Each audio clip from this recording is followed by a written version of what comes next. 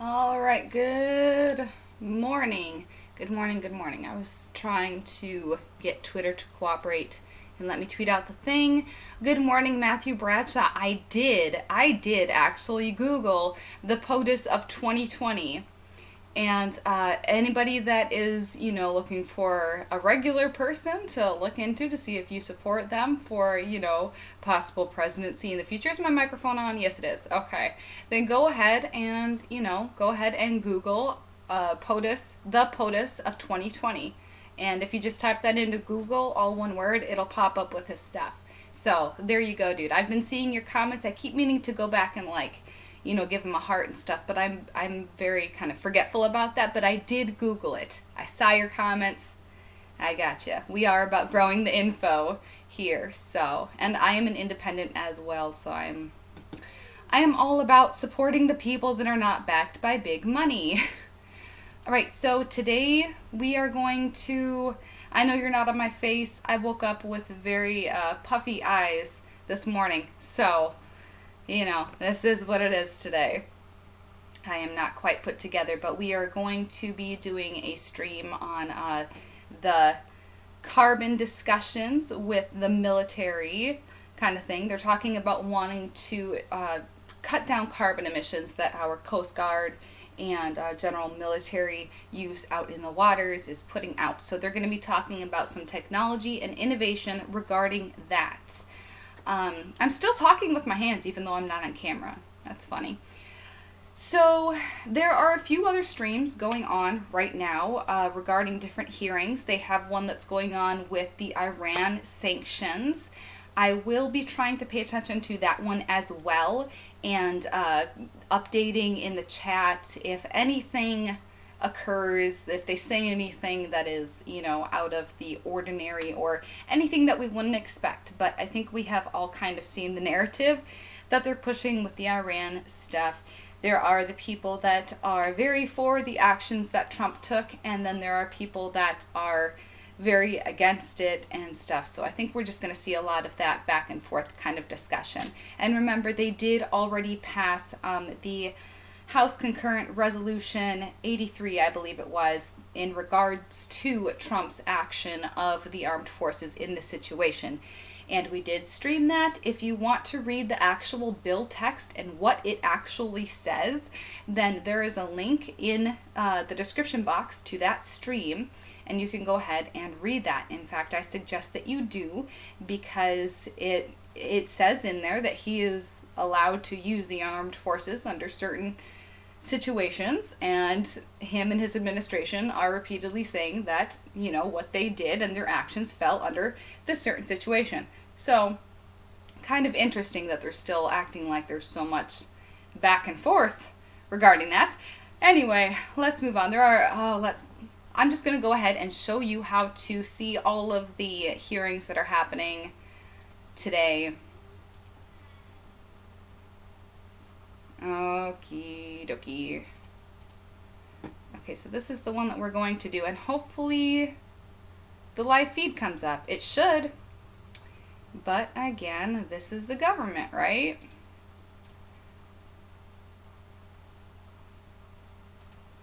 Okay, so I'm going to switch browser views. I know that's not exciting. Hold on and let me show you. Okay.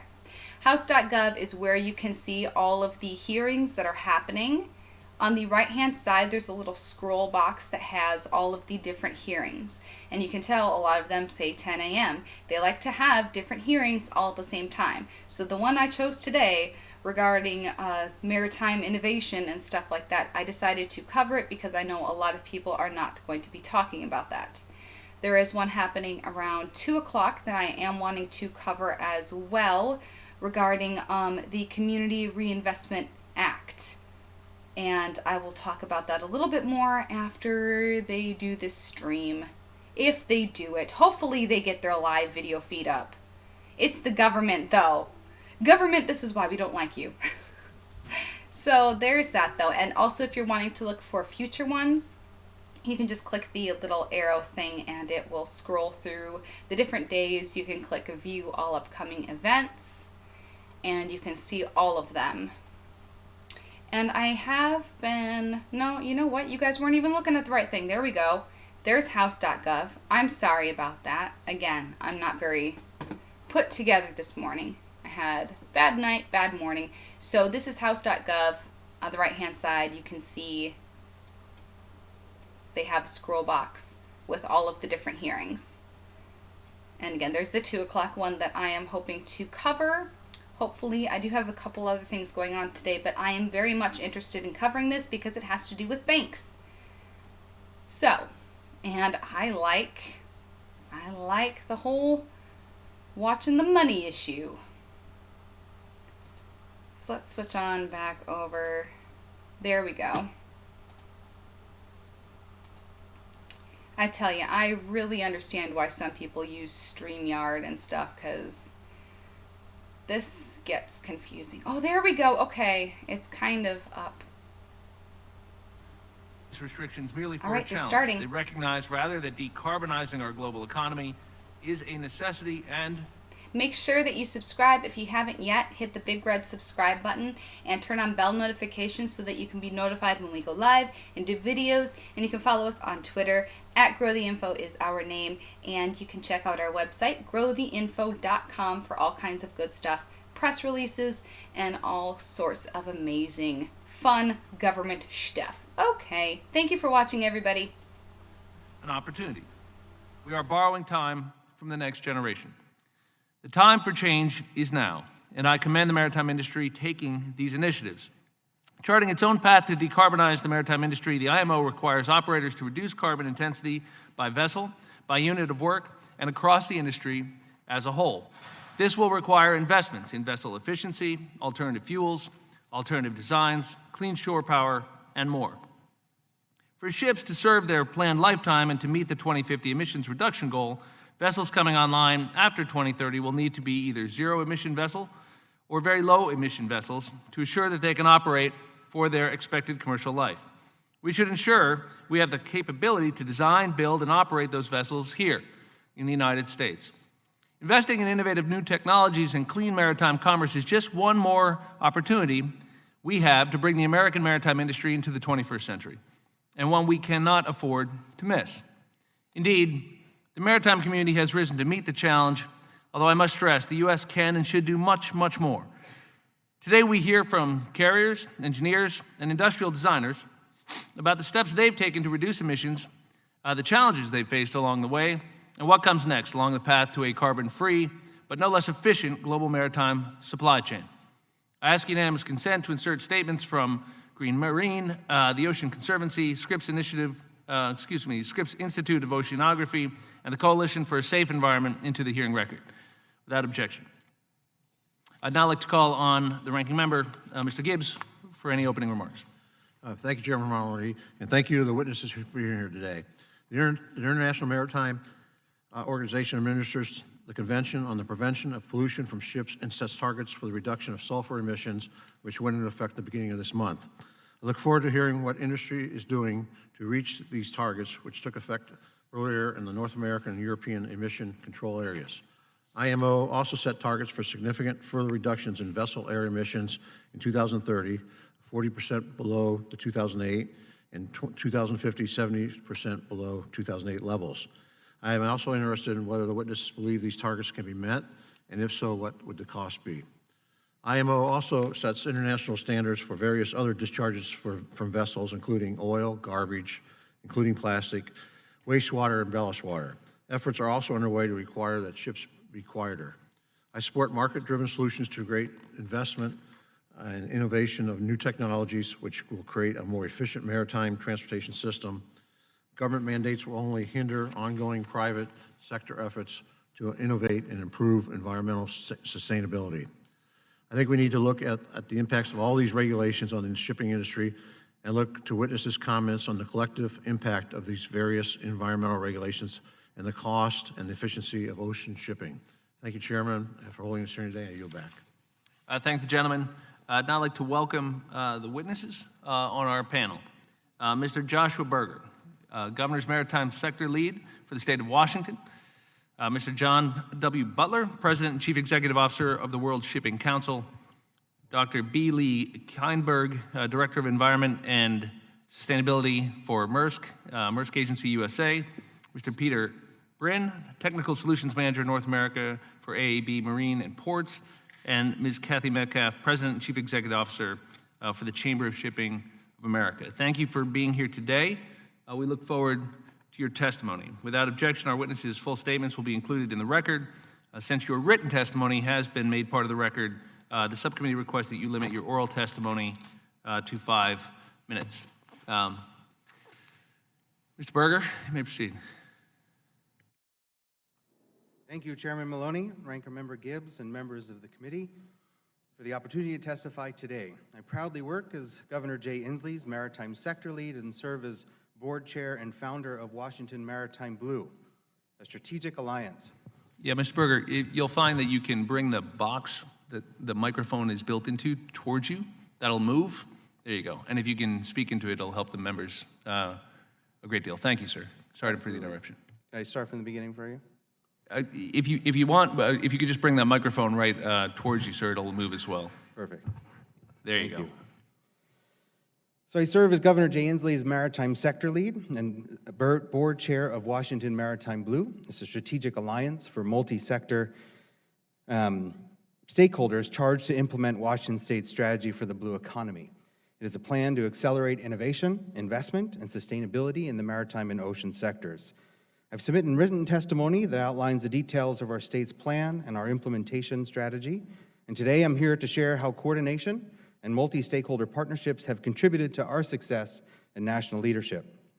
And ask that Congress consider what role you can play to support both the necessary R&D plus the ecosystems for innovation it will take to achieve national and global targets.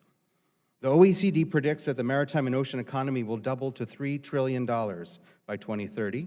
Other nations in Europe and Asia are investing billions in zero-emission maritime solutions and ecosystems of innovation in a coordinated and organized approach.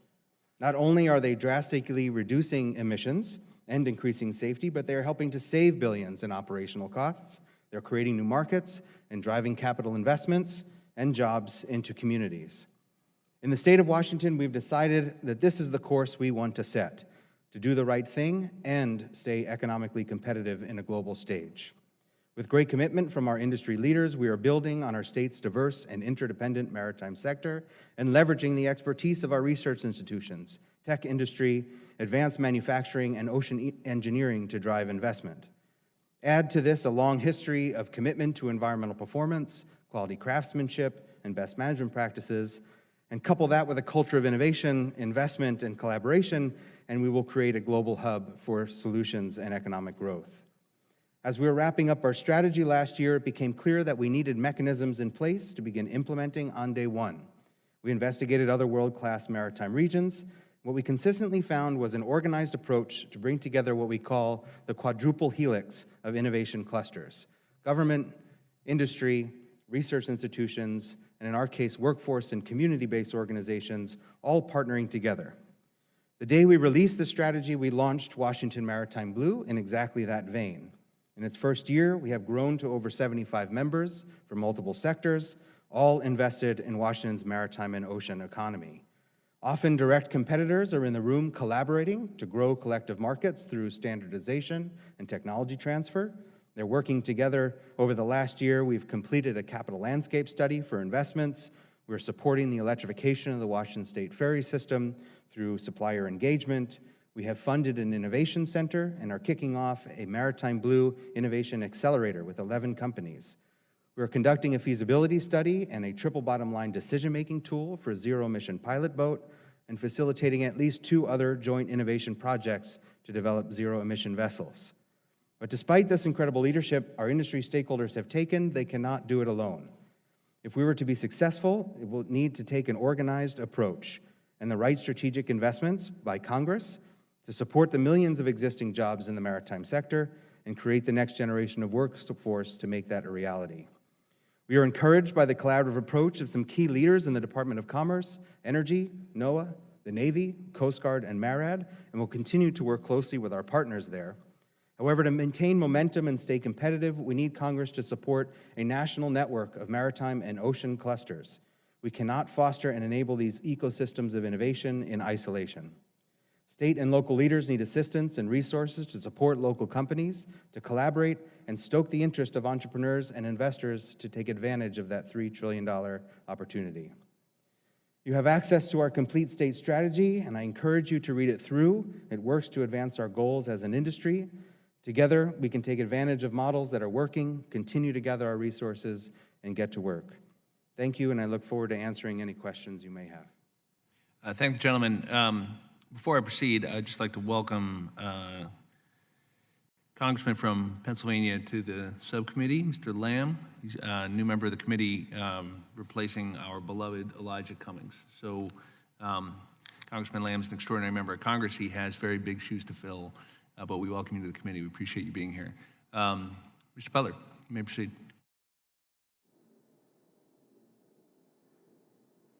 Chairman Maloney, Ranking Member Gibbs, members of the committee, thank you very much for the invitation to testify today. The subcommittee's focus on decarbonization of shipping is timely.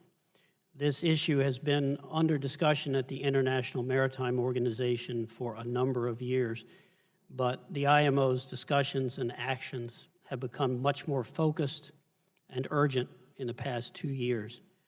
Mr. Chairman, as you referenced, in 2018, the IMO adopted an initial greenhouse gas strategy, and it has set numeric goals for reduction of greenhouse gases from international shipping.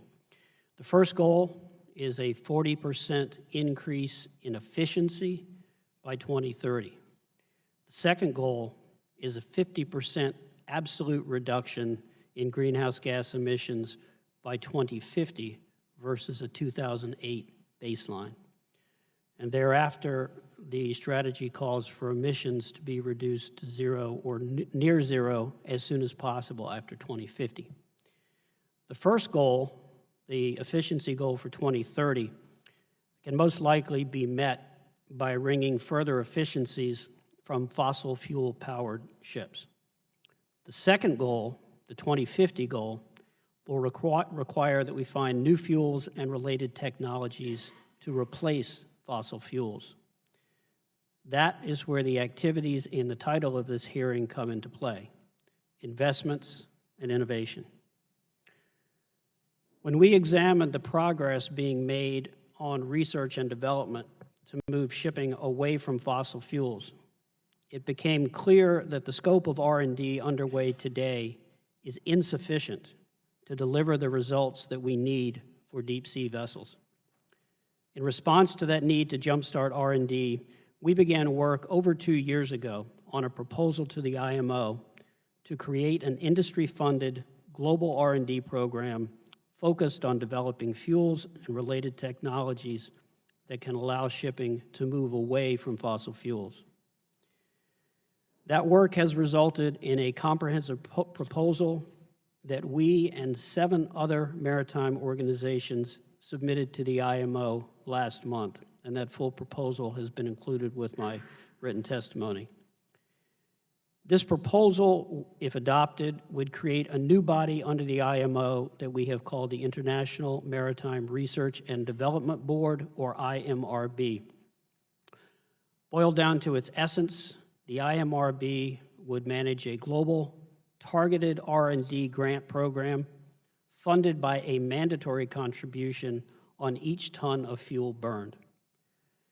Based on current global marine fuel consumption, this should generate between $5 and $6 billion in R&D funding over the next 10 to 12 years. As you will see from my written testimony, we have addressed funding, governance, intellectual property, conflicts of interest, and many other details that have to be gotten right in order to make this proposal work. There are lots of details, but the logic behind why we made this proposal is quite simple. First, it's clear that we have to get beyond fossil fuels in order to make the dramatic cuts in greenhouse gases from shipping that are necessary to meet the IMO's goals. Second, today we do not have the fuels and related systems that we can install on ocean-going vessels to meet those goals. Third, the current level of R&D work is not likely to deliver the necessary fuels and systems in time to meet the IMO's ambitious targets, particularly the 2050 target. And finally, the necessary level of research and development will not simply materialize by itself. So we need to take action now in an organized fashion to make sure that that work gets done. We look forward to working with the United States and other IMO member states to bring the IMRB into existence. Welcome your questions. Thank the gentleman. Dr. Kindberg, am I saying your name correctly? Dr. Kindberg, am I pronouncing your name correctly? Kindberg. See, I knew there was a good chance I had that wrong, so forgive me. Dr. Kindberg, you may proceed. Thank you. Chairman Maloney, Ranking Member Gibbs, and members of the committee, thank you for the invitation to speak today. Ocean shipping has the most energy-efficient way to move cargo long distances and has the lowest carbon footprint per unit shipped of any mode of transportation. Ships use very large diesel engines to move those mountains of cargo. Think 80,000 horsepower engines with great big cylinder heads. And that creates greenhouse gases and other pollutants coming out of the exhaust. Shipping generates 2 to 3% of all man-made greenhouse gases. Since 2008, Maersk has reduced our greenhouse gas and other emissions by 42% per container moved. 42% since 2008. And I might mention that your colleague, Congressman Lowenthal, has been with us encouraging and sometimes pushing us all the way since about 2006 on this. Now, our customers and other stakeholders are now asking us to do more, to go all the way to zero carbon shipping. And a year ago, we made a commitment to do just that, to achieve zero carbon shipping by 2050. Now, that sounds like a distant and rather fluffy goal, but the lifetime of a vessel is 20 to 25 years. So let's think through this. And we, by the way, operate 700 vessels. So to have a zero emissions for the whole fleet by 2050, that means we have to have the first commercial vessel on the water by 2030, which means that we have to order it by 2028, which means we have to have designed it by 2027, which means we've got the next 5 to 7 years to define what's going to go into that design. This is not a distant goal. This is a major transformation, and we can't do it alone. We're continuing our cutting-edge efficiency work with a goal of 60% reduction by 2030. We're already testing bio-based fuels, batteries, and other technologies, some of them actually on commercial vessels. As we speak, our first net zero carbon shipments are on a ship headed back from Singapore using a renewable biofuel blend made from used cooking oil. And we're developing new renewable fuels, including one that involves ethanol and lignin from plants and wood. But the biggest challenges ahead are not just on the ships. The land-based industries and infrastructure must be there to supply the fuels and technologies at scale, and we must do it without jeopardizing food production or forests. Economic and policy systems must also adapt to support this transformation. So what we need to make this happen, first focused R&D, which of course Mr. Butler discussed, alignment between national, state, and international goals, and the legal systems that support them. The International Maritime Organization sets the rules for international shipping and has set metrics and goals for vessel emissions. Requirements also need to be clearly written and well enforced and encourage early action but not penalize early actors. And yes, we advocate for strong enforcement, and we're doing so globally. We need a level playing field, and we count on enforcement to make that happen. Now let me give a recent example to show the importance of this. A couple of you mentioned the 2020 fuel rule, which reduced sulfur significantly. Now most of the global fleet has started complying with that, and of course it just went into effect a couple of weeks ago, but where most of us are complying with that using cleaner fuels. It's expensive cleaner fuels. It's going to cost my company $2 billion a year. So it is very expensive. Now, we fully support the goals, and we are complying. But the temptation's probably out there for others. A vessel sailing from Asia to Europe could save close to $750,000 for one ship on one voyage by ignoring the new rule. Companies rely on good enforcement to provide the level playing field necessary for competitiveness and environmental progress. The same strong enforcement concepts will need to be fundamental components of any climate-related programs, too. Ladies and gentlemen, the transformation to low or zero carbon shipping is an energy transformation, not just a vessel modification. Huge changes to both vessel and land-based infrastructures must happen to produce and distribute those new energy sources, and policies and laws must adapt to enable that change.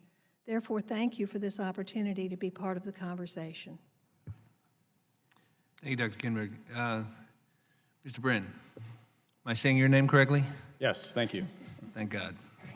You may proceed, sir. Thanks. I've gotten a lot of versions, so that you got it. Thank you. Chairman Maloney, Ranking Member Gibbs, members of the subcommittee, and my fellow panelists, good morning, and thank you for the opportunity to testify on this incredibly important topic. ABB has been an electrification and automation leader for over a century. With 147,000 global employees, 24,000 of which are here in the U.S., we are a market leader in power grids, advanced manufacturing, and electric transportation. For example, ABB has deployed over 13,000 electric vehicle fast chargers worldwide. ABB has 60 manufacturing sites in the U.S. with domestic headquarters in North Carolina and global headquarters in Switzerland. One example of ABB's marine technology is aboard the U.S. Coast Guard Great Lakes icebreaker Mackinac, where ABB provided our electric azipide propulsors and the vessel's integrated diesel-electric power system. ABB is excited to help lead the maritime industry towards zero emissions, as climate change is one of the greatest challenges of our time.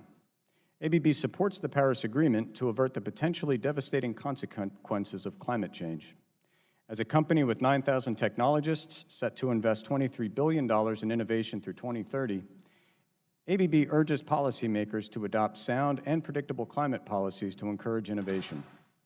Today, I'd like to cover 3 main points: the current state of marine technology, the opportunity to lower life cycle costs and emissions, and how the federal government can help speed adoption. Globally, the maritime industry remains dominated by diesel power, but the beginnings of a significant shift are underway. For many vessels, the first step is to electrify the propulsion system, meaning the propeller is directly powered by an electric motor. This arrangement allows for any energy sources to provide the power, from diesel or LNG generators to batteries to fuel cells. In the near term, this can help many Jones Act vessels reduce their emissions. Longer term, this makes it far easier to retrofit low-carbon technologies as they commercialize. So what zero-emission solutions are available today? It is critical to fit the right solution to each vessel's needs, and in the U.S., there are 3 primary vessel segments to consider: tugs and towboats, passenger vessels, and ocean-going vessels. Let's begin with ferries, as they've become one of the pioneering vessel types for zero-emission battery deployment. This is because they operate a predictable schedule to just a few ports, meaning batteries can be sized with confidence and only limited shoreside charging infrastructure is required. As an example, ABB is proud to be powering the new Maid of the Mist tour boats in Niagara Falls, which will become the first new-build all-electric vessels in the U.S. when they enter service this spring. The battery banks on these 500-horsepower boats will be recharged in 7 minutes between each voyage. Much larger will be the Washington State Ferries fleet, which operates throughout Puget Sound, as this organization has committed itself to an all-electric future. But what about tugs, towboats, and ocean-going vessels? Well, that too depends on their operating profile. For example, many harbor tugs, inland towboats, and dredgers spend significant time at idle or low load, which is inefficient for the diesel engine. For these vessels, a diesel-electric plant with a battery can help optimize engine efficiency while significantly reducing engine hours. Conversely, for vessels that spend most of their time near full power, like a product tanker, container ship, or line haul towboat, the diesel engine already operates quite efficiently, and so installation of a shaft generator and/or fuel switching to LNG or biofuels may be more appropriate in the near term. But despite these near-term improvements, to get to zero emissions, new technologies like hydrogen fuel cells must be considered. ABB is already working with smaller commercially available fuel cells and is jointly developing a 3-megawatt marine fuel cell with Ballard Power Systems for ocean-going vessels. In France, ABB is proud to be powering what will become the world's first fuel cell-powered towboat. With that, I'd like to close with a few policy opportunities to support the transition to a zero-emission marine future. First, green the federal fleet. The U.S. government is a globally leading ship owner, and as such, it can use its buying power to deploy cost-effective advanced technologies for its own vessels. 2, support financing mechanisms and direct funding for private sector zero-emission vessels. While the total life cycle cost of an electrified vessel can be lower than a diesel mechanical equivalent, the upfront costs are often higher. This investment can still be a challenge for ship owners, and so financial support for early adopters to help build volume will bring down costs long-term for the private sector. 3, invest in research and development. While there are commercially available solutions today for some marine segments, continued technology improvement is needed to serve more challenging vessel applications. I thank you again for the opportunity and look forward to your questions. Thank you. Ms. Metcalf. Yes, that's perfectly said. Good morning, Chairman Maloney, Ranking Member Gibbs, and members of the subcommittee. Thank you very much for allowing us to testify here. And this is not my testimony, but I have to also be very proud because I live in the western suburbs of Philadelphia. I am tracked down here every day, so it's nice to see a friend of mine from Pennsylvania on the dais. I'm Kathy Metcalf, President and CEO of the Chamber of Shipping of America, representing member companies who are U.S.-based that own, operate, or charter a number of different vessel types. When I was first contacted about this hearing, the indication was it would be a green shipping hearing. And so over the holidays, I dutifully did some testimony. And then I found out when I received the invitation that it was a little bit more narrow. It was more towards carbon-free or zero carbon. But then I thought further, and when I noticed my good friend John Butler and Lee Kindberg was going to sit and talk about the specifics of the IMO plan, you are smart guys and girls, and you don't need to hear the same thing twice. So I thought it might be helpful, since I am what's sitting between you and lunch, to go up to about a 40,000-foot level and talk about green shipping and sustainable shipping. Because the only environmental issue of importance to the maritime industry is not just greenhouse gases. It's a multiple of many, many issues, and most of them are linked together. It's kind of like a spider web. You pull on one, you might undo another one. So what I've tried to do is, I noticed that Mr. Thoreau once stated, it's not what you look at that matters, it's what you see. I realize that we all have different perceptions of what green shipping or sustainable shipping is. And in the simplest of terms, green shipping is a focus on reducing the environmental profile of vessels. Sustainable shipping is a much larger, broader issue that involves society, human factors, and there's an excellent diagram in my testimony from the European Union on this. The global industry, 90% of our goods are transported by water. It's also the most environmentally friendly mode of transportation. Now, why do I say that? Not because we shouldn't be doing anything, but because we need to be sure that the most environmentally friendly mode of transportation remains and keeps its share. We cannot afford transmodal shifts to less environmentally friendly forms of shipping. So, the regulatory framework, a couple of my colleagues have already talked about this.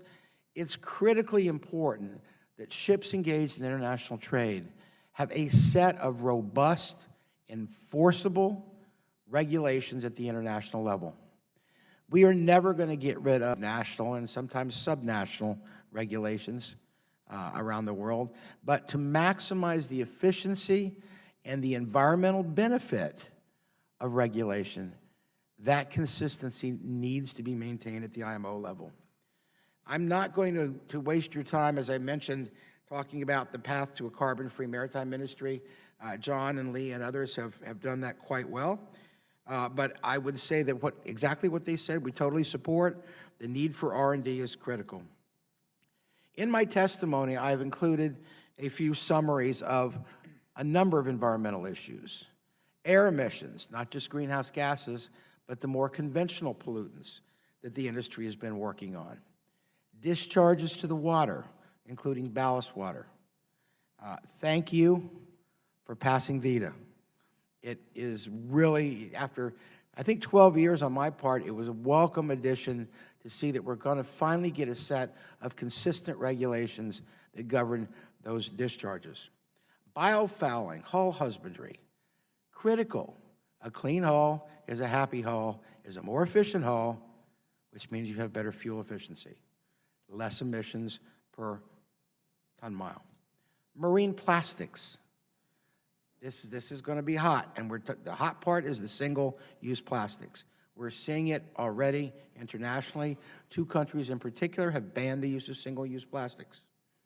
Ship recycling, another important one. And we talked about it before the hearing, protection of marine resources. and noise. What I would say in closing, Mr. Chairman and members, a Chinese philosopher once said, "A journey of 1,000 miles begins with a single step." Nothing could be truer for the global maritime industry at this point in time, but we have to understand that it is a transitional period as we approach 2050. Thank you, and happy to answer any questions. Thank you, Ms. Metcalf. And we'll now proceed to the members' questioning following the 5-minute rule. I'll begin by recognizing myself for 5 minutes. I have the great honor of representing the Hudson Valley of New York, which was named after Henry Hudson, of course, who sailed up the Hudson River in 1609, September 1609, and actually camped in a little spot you can see from my backyard called Con Hook, about 40 miles up the river, September 14th, 1609. And he, of course, began a process of using that river and so much of our water infrastructure to move goods and services and do discovery and create the American economy. And this was all done by wind. And so what's interesting to me is the role that wind power may play in maritime shipping. It's not exactly a new idea, but could you comment on the role that wind-powered vessels may play in helping us achieve some of the goals we're discussing today? It's for any member of the panel.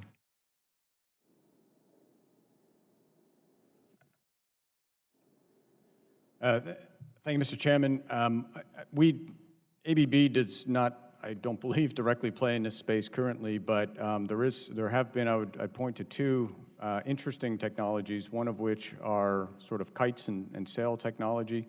There are some challenges there that I'm probably not in a position to speak to, but there are some technologies there. There's also been, for the first time, we've seen commercial deployment of an idea called a Flettner rotor. They're kind of these tall columns that spin and kind of generate lift and actually help pull the ship along. So it's an interesting technology and worth a look at if you're not familiar with it.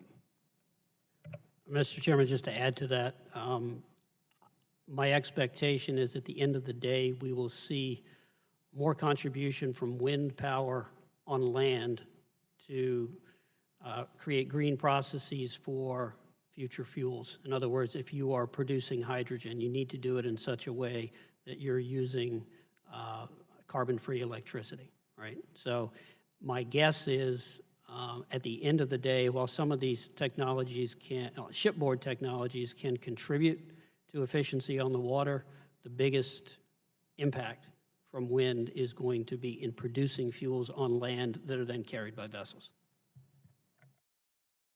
And building off of that, if you could just discuss, I'm interested that in your remark, Mr. Butler, but anyone feel free to answer, that there's a technological layer or an incentive layer that's going to be required to move to zero emissions past the 2050 50% reduction benchmark you mentioned.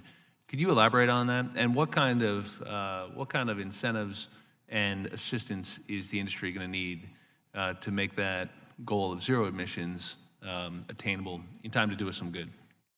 So, I mean, the basic premise is no matter how efficient you make a diesel engine, you're still burning diesel and you're still creating carbon dioxide as a combustion byproduct. So if we are going to get to zero emissions, we simply have to have a different propulsion mechanism using a different fuel, different technologies, and having a different emissions profile. So the single most important thing that we can do right now is to create,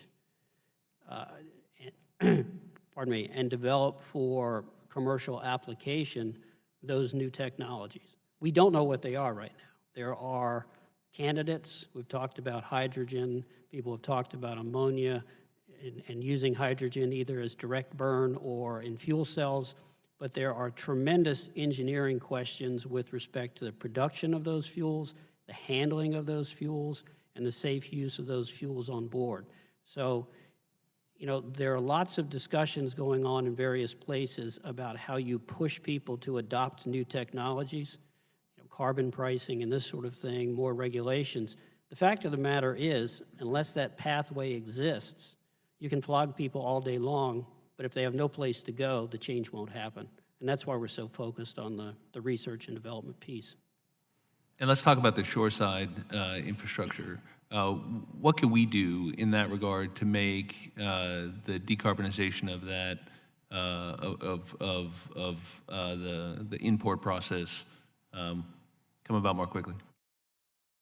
Well, there's you have to do things in the proper order. Before you start talking about investing in shoreside infrastructure, you need to know what fuels and propulsion systems you're trying to support on the ships, right? So it's all of a piece, but I think it would be, you would risk stranding a lot of investment or making the wrong investments if you jump too quickly into picking a particular shoreside infrastructure before you know what the end goal is.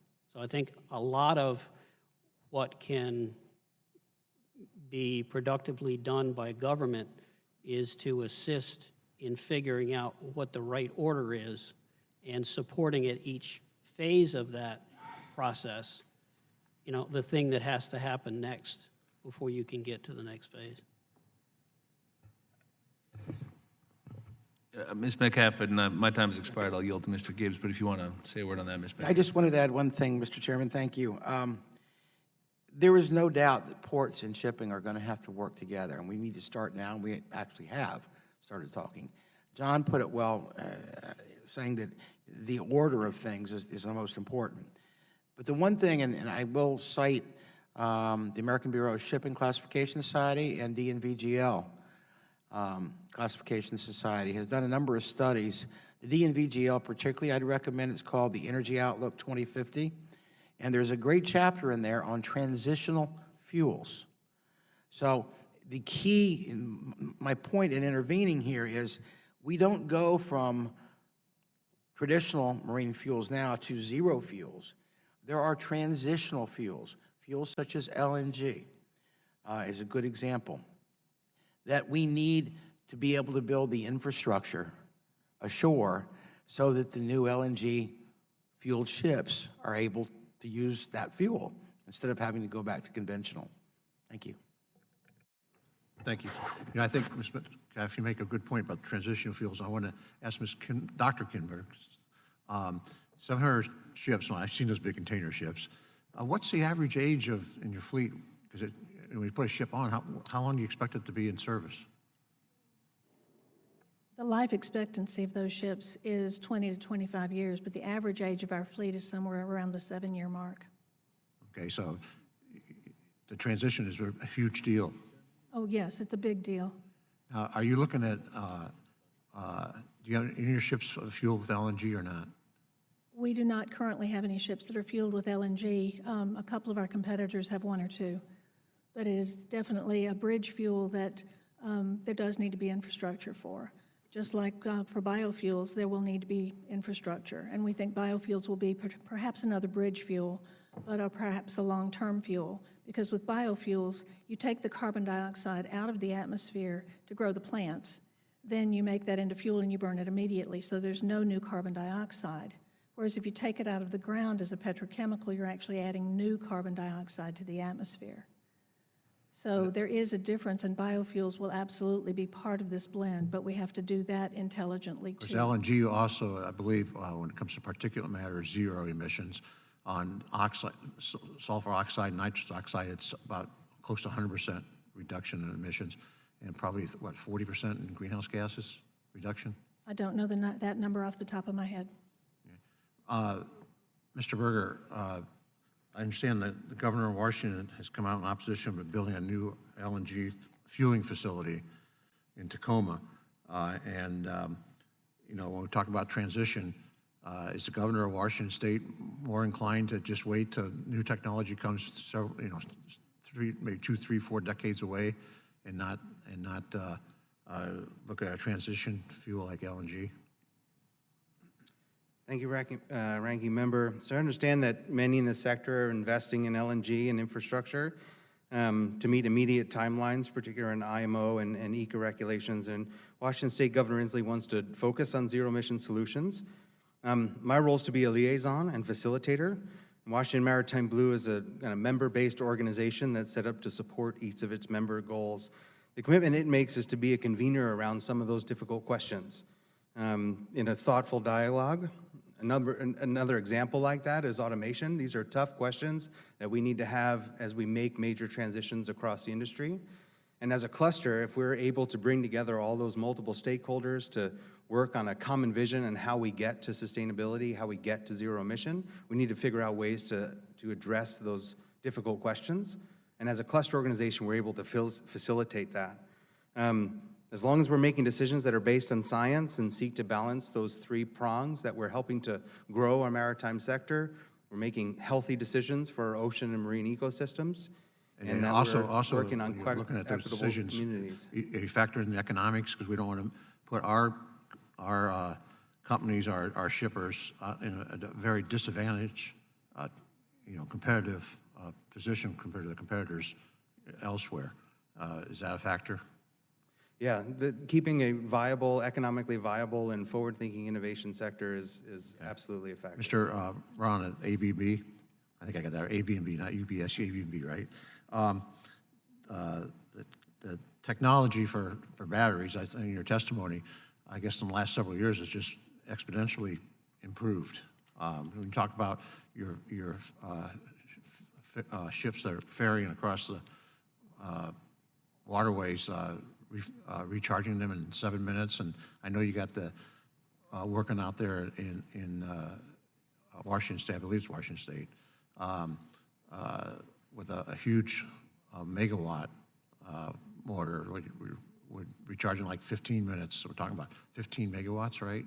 Correct, yeah. Have you guys done any research or studies? Obviously that would be a zero emission vehicle, a vessel, okay? But are we just moving one emission from here to there because the generation to generate that kind of megawatts? Has ABB looked at that situation? So we're just not moving emissions from here to there and not really addressing a net reduction? Yeah, absolutely. I appreciate the question, and it's a very good one. It comes up often. One thing I'd like to point to, I'm looking through our written testimony here. Figure 7 shows an example of a study that we've done for a typical ferry, and it shows the estimated CO2 impact of different design decisions. So you're absolutely right. And I sort of look at this as sort of a two-phase process. The first is, does it help with emissions today? And does it help with emissions long term? And what I mean by that is if we're, for example, going for an electric ferry, the immediate impact will be whatever the CO2 and other emissions of the grid are, how does that compare to a diesel engine? And what we find is even in the most conservative case where you're getting all of your power, for example, from coal, the diesel engine does, the electric vessel does tend to be lower carbon and lower on a lot of other pollutants than a diesel equivalent. And it's because the coal plant can do a lot of waste heat recovery and after treatment, things like that. So in the short term, the answer is almost always yes. And that's, like I said, the most conservative case. If you're getting your water from, power from hydropower or gas or something, it'd be improved. In the long term, I think that we also have to recognize that the grid continues to clean itself up, and so we'd like to get this technology deployed in parallel so that as the grid cleans itself up, we also have an electrified... I'm out of time. Just one quick comment. Sure. The infrastructure of the grid and our base generation capacity to do what you're talking about, because you're talking about recharging a vessel, one vessel, 15 megawatts. I can just see the power plant up there. If you're ever going, meltdown, but the challenge is there. Thank you. Yeah, it is a challenge. We're working with utility partners to make sure that that's feasible. I should be clear for the Washington State Ferries project, we are not currently selected for that. We're hopeful to be, but that's still not been decided yet. So I just want to be clear, we're not the partner on that yet, hopefully. Thank the gentleman. Mr. Larson. Thank you. First off, I want to thank the ranking member for his concern about issues in my state. Appreciate that. Second, Mr. Berger, on the electric ferries, can you, first off, thanks for being out here and testifying. What's the cost of the transition to electric ferries? This is a retrofit, not a new build, is that correct? Thank you, Congressman. So we actually have both going on at the same time. We're both retrofitting what we call our Jumbo Mark IIs starting with the first vessel, which will be coming out of the water soon. That's now under contract, as well as a new build construction. So the state legislature has paid for the first of a series of 5 new build constructions. So it's a retrofit to hybrid electric, and then as well as new builds. The new build vessels, it's about, we're looking at about $15 to $20 million more at upfront costs, which would also be inclusive of the shoreside charging mechanisms that need to be. It's a very similar, almost same design as the previous Olympic class vessels, but with new propulsion systems. And then the life cycle, anticipated life cycle cost relative to a new build diesel? Well, when we're looking at the battery technology, we're slating for, and Mr. Bryn might be able to answer this because he's putting the bid together for it, but I think I won't we're ask looking him at the that, batteries for about 5 to 8 years. We're bringing that cost comparison right now. Oh, you are, okay. And then, as we look at some of those key challenges, when we're talking about particularly kind of this both-end approach and making sure that we're paying attention to the entire system, yes, we need to be looking at that grid at the same time. We are very fortunate in Washington State, makes us a great place to start building and proliferating this kind of technology because we have some of the cleanest and cheapest power in the United States, and so it's a great place for us to build on these vessels to make the ROI come back right in less than 10 years, if not sooner. But the attention and the investments that need to be made to kind of build smart grids and have the grid capacity to support charging up to 10 megawatts of these vessels is also critical, as well as we look at other technologies like energy storage on shore in order to kind of take care of the peak shaving on the grid. All that is being under consideration, and we need to invest in. So in testimony from a few of you, you've talked about the relative ease of passenger vessel implementation here because you have set sites, you have set schedules, and so on. Our state has a larger system, but they're smaller county-based systems, specifically Skagit County, as you know, the Guimas Island ferry. They just need one ferry and to replace, and they're trying to move forward on getting an electric ferry for that. Is that something the state does support, or do you have ideas about how these smaller systems can fit into a larger maritime blue strategy? You're exactly right, Congressman. So smaller ferries, both in our county system as well as when we're taking into account the growth of a high-speed passenger ferry fleet, as population growth across Western Washington is so astronomical. There's more and more look at bringing that mosquito fleet back. There are lots of mechanisms in place within the state, and we're looking for others as well. We have our Clean Energy Fund. We also have the opportunity to bring in some private investment, right? As we start talking about those opportunities for operational savings, it starts to make sense to bring some private investment into some of those projects. Of course, each of those ferries look for both that kind of hybrid stack of capital. We're looking at opportunities for various different federal funds, state funds, and private dollars. All that's necessary. What we're fortunate to do is now have a mechanism in place to help support those type of projects, go out and seek and then receive those various different types of funding into a particular project. And the cluster organization is there to help support that. Thanks. Dr. Kindberg, our U.S. Navy has, they have a lot of ships, but they have a few ships that are hybrid. And the idea is that that when they're underway, they can switch to an electric drive. So because they're just going in a straight line, they don't really need to be doing anything much else. But when they're getting out of port and into port, they need to have a little more maneuverability, a little more control, and so on. So I'm wondering if, looking at the larger ocean-going vessels, if that's an option, or are we looking at one propulsion system, one kind of propulsion system, or a hybrid system for the 2030 or even the 2050 timeframe? I'm not really familiar with what the U.S. Navy might define as a hybrid. Sure. All right, well, answer my question then. What are you looking at? What are we looking at? We're certainly looking at batteries, we're looking at new fuels, but we've also added waste heat recovery. We've changed out propellers to be much more energy efficient. We've changed out bulbous bows. We actually give the vessels a nose job, You cut off that bulbous bow and weld on a new one so that it's more energy efficient at today's speeds. And then, of course, you've all heard of slow steaming. And then we've got new, larger, more energy efficient vessels per container. So those are all different approaches that we've taken to try to push this forward and achieve that 42% reduction that we've achieved so far. Now we're going into new technologies, what we call the connected vessel strategy, so that Big Brother actually is watching all of those ships and monitoring all of the different engineering sensors and making sure that we are squeezing that last bit of energy out of what's on the vessel. Thank you. Thank you, Mr. Chair. Thank you, gentlemen. Mr. Weber. Thank you, Chairman. Gosh, I hope we get the second round. I've got 3 pages of questions. Mr. Butler, you talked in your comments about 2030 goal, 2050 goal, and going forward. And has there been any thought to nuclear given and just powering these ships that would be nuclear? Well, that's been a debate, sir, that's been going on for years.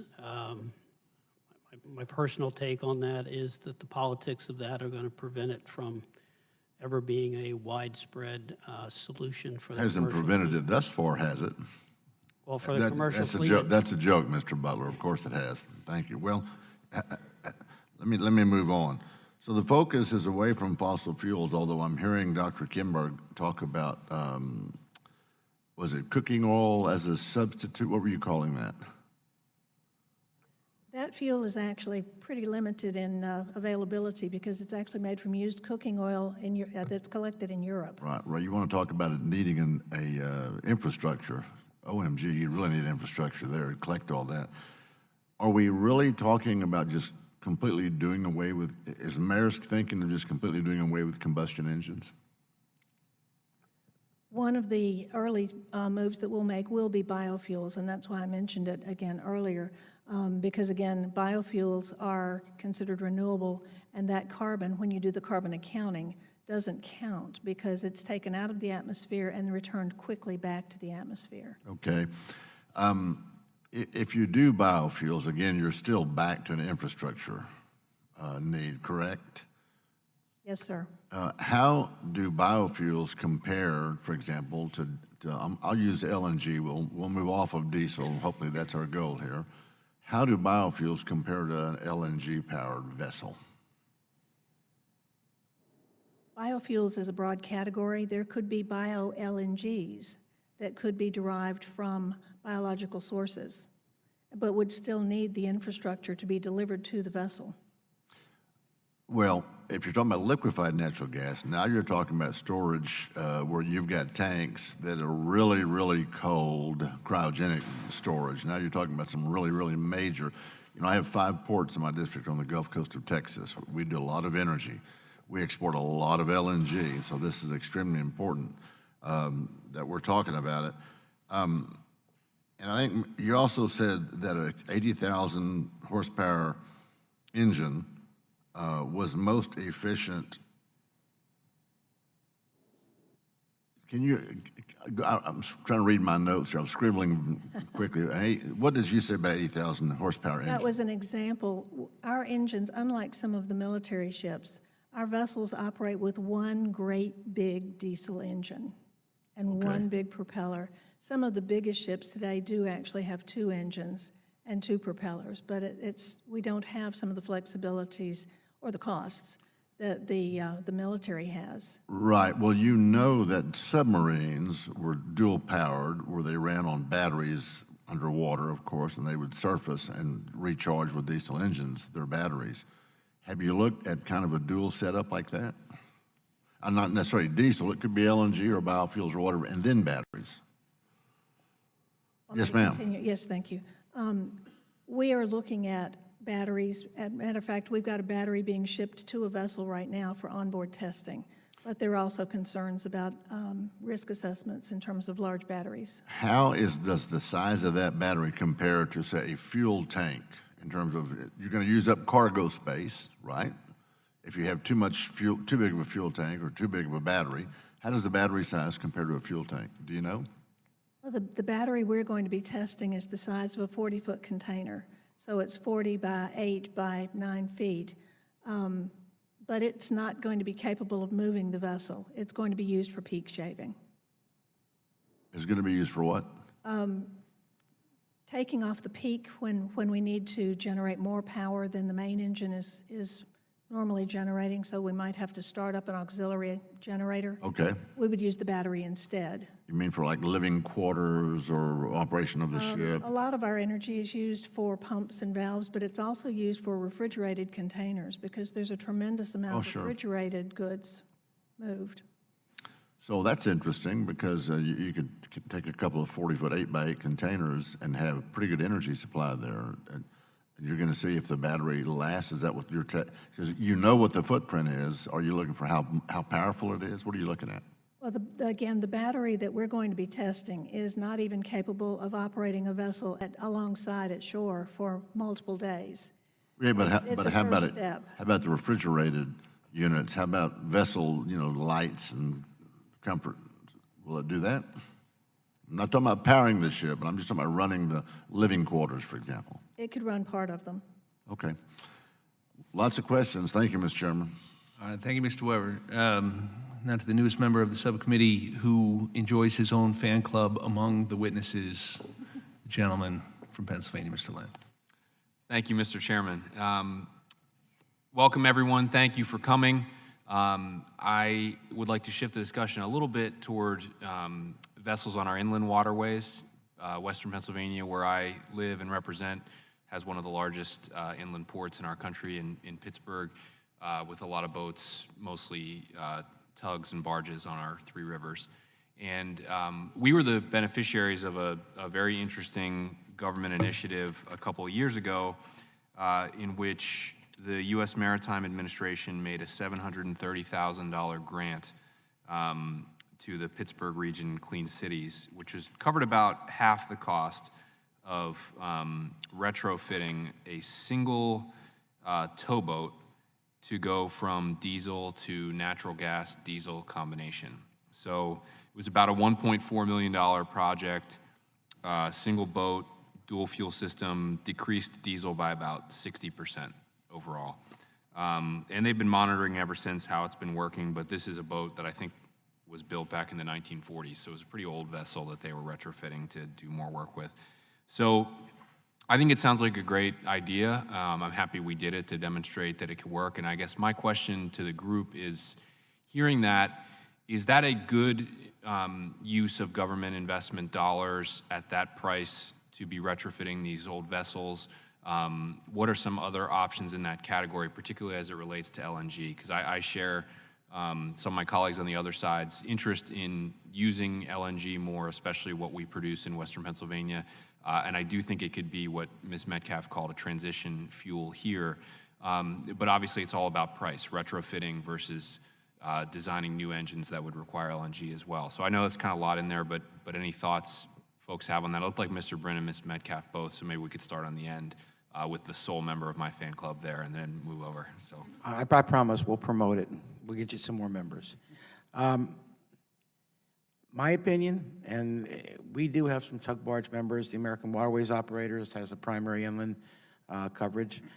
Generally what we find in large and small vessels, if you're going to incorporate new technology, it's cheaper to do it at new construction.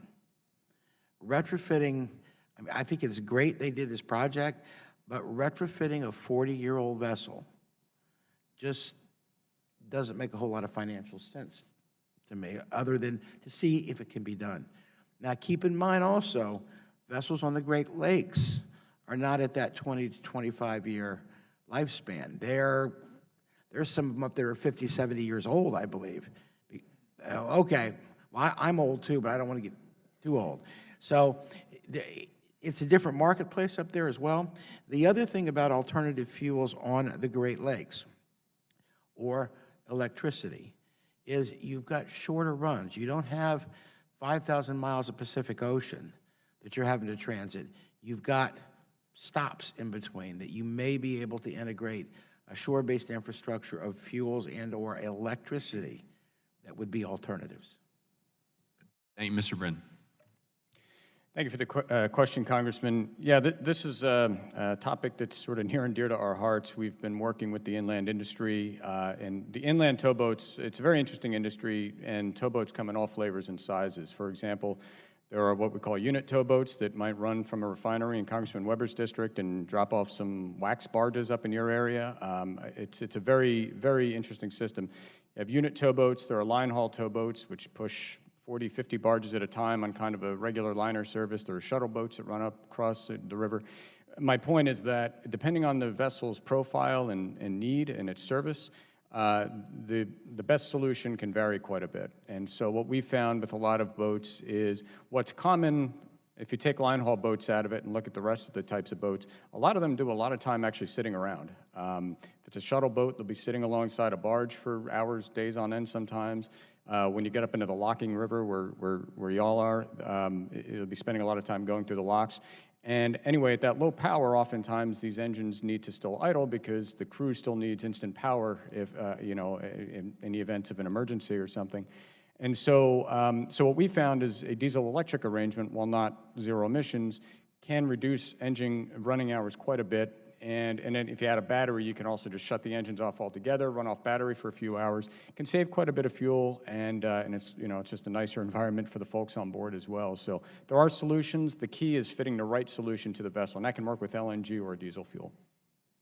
Yeah, I guess what I'm asking is, within the government, we always, and I'm basically out of time, so I'll save that thought for next time and yield back to the chairman. Thank you. Appreciate that. Thank the gentleman. Mr. Lowenthal. Thank you, Mr. Chair, and thank you all members of the panel. You know, I represent one of the largest port complexes in North America, well, the largest in North America, in Long Beach, LA. So I'm interested in something that we started a number of years ago, or in California started, and that's, I'm going to first ask Mr. Bryn, and that goes to your recommendations about solving the shore charging and talking about shore charging. I think that the rollout of shore charging and shoreside power systems is vital to be moving in this direction. For example, in my community, as I mentioned, the LA Long Beach, we've driven substantial reductions in localized diesel emissions, and we're an area that's out of compliance. So this was critically important, not only to move the industry, but to protect our communities, which we have this tremendous movement of goods in an area that's very hot, very densely populated, and ecologically tends to capture this pollution and let it sit unless we really try to prevent it. So we've driven substantial reductions in localized diesel emissions through investment in dockside power and a state mandate for commercial vessels to use shore power. But we know that the adoption of this technology has been lagging across the country. And an EPA analysis in 2017 that found that outside of California, only a handful of ports have any shore power capacity. And you talked about also, Mr. Bryn, about possible grants. And I know if Congress made additional federal grants or loan funds available to install shore power infrastructure, do you believe there's an interest at ports and terminals to adopt this technology without a mandate? And I'm on each, you can start with Mr. Bryn, and then I'm going to ask Dr. Kindberg. Yeah, thank you, Congressman. The Clean Air Action Plan in California was certainly a model, and it was forward-thinking for sure, and it's led to a lot of the development.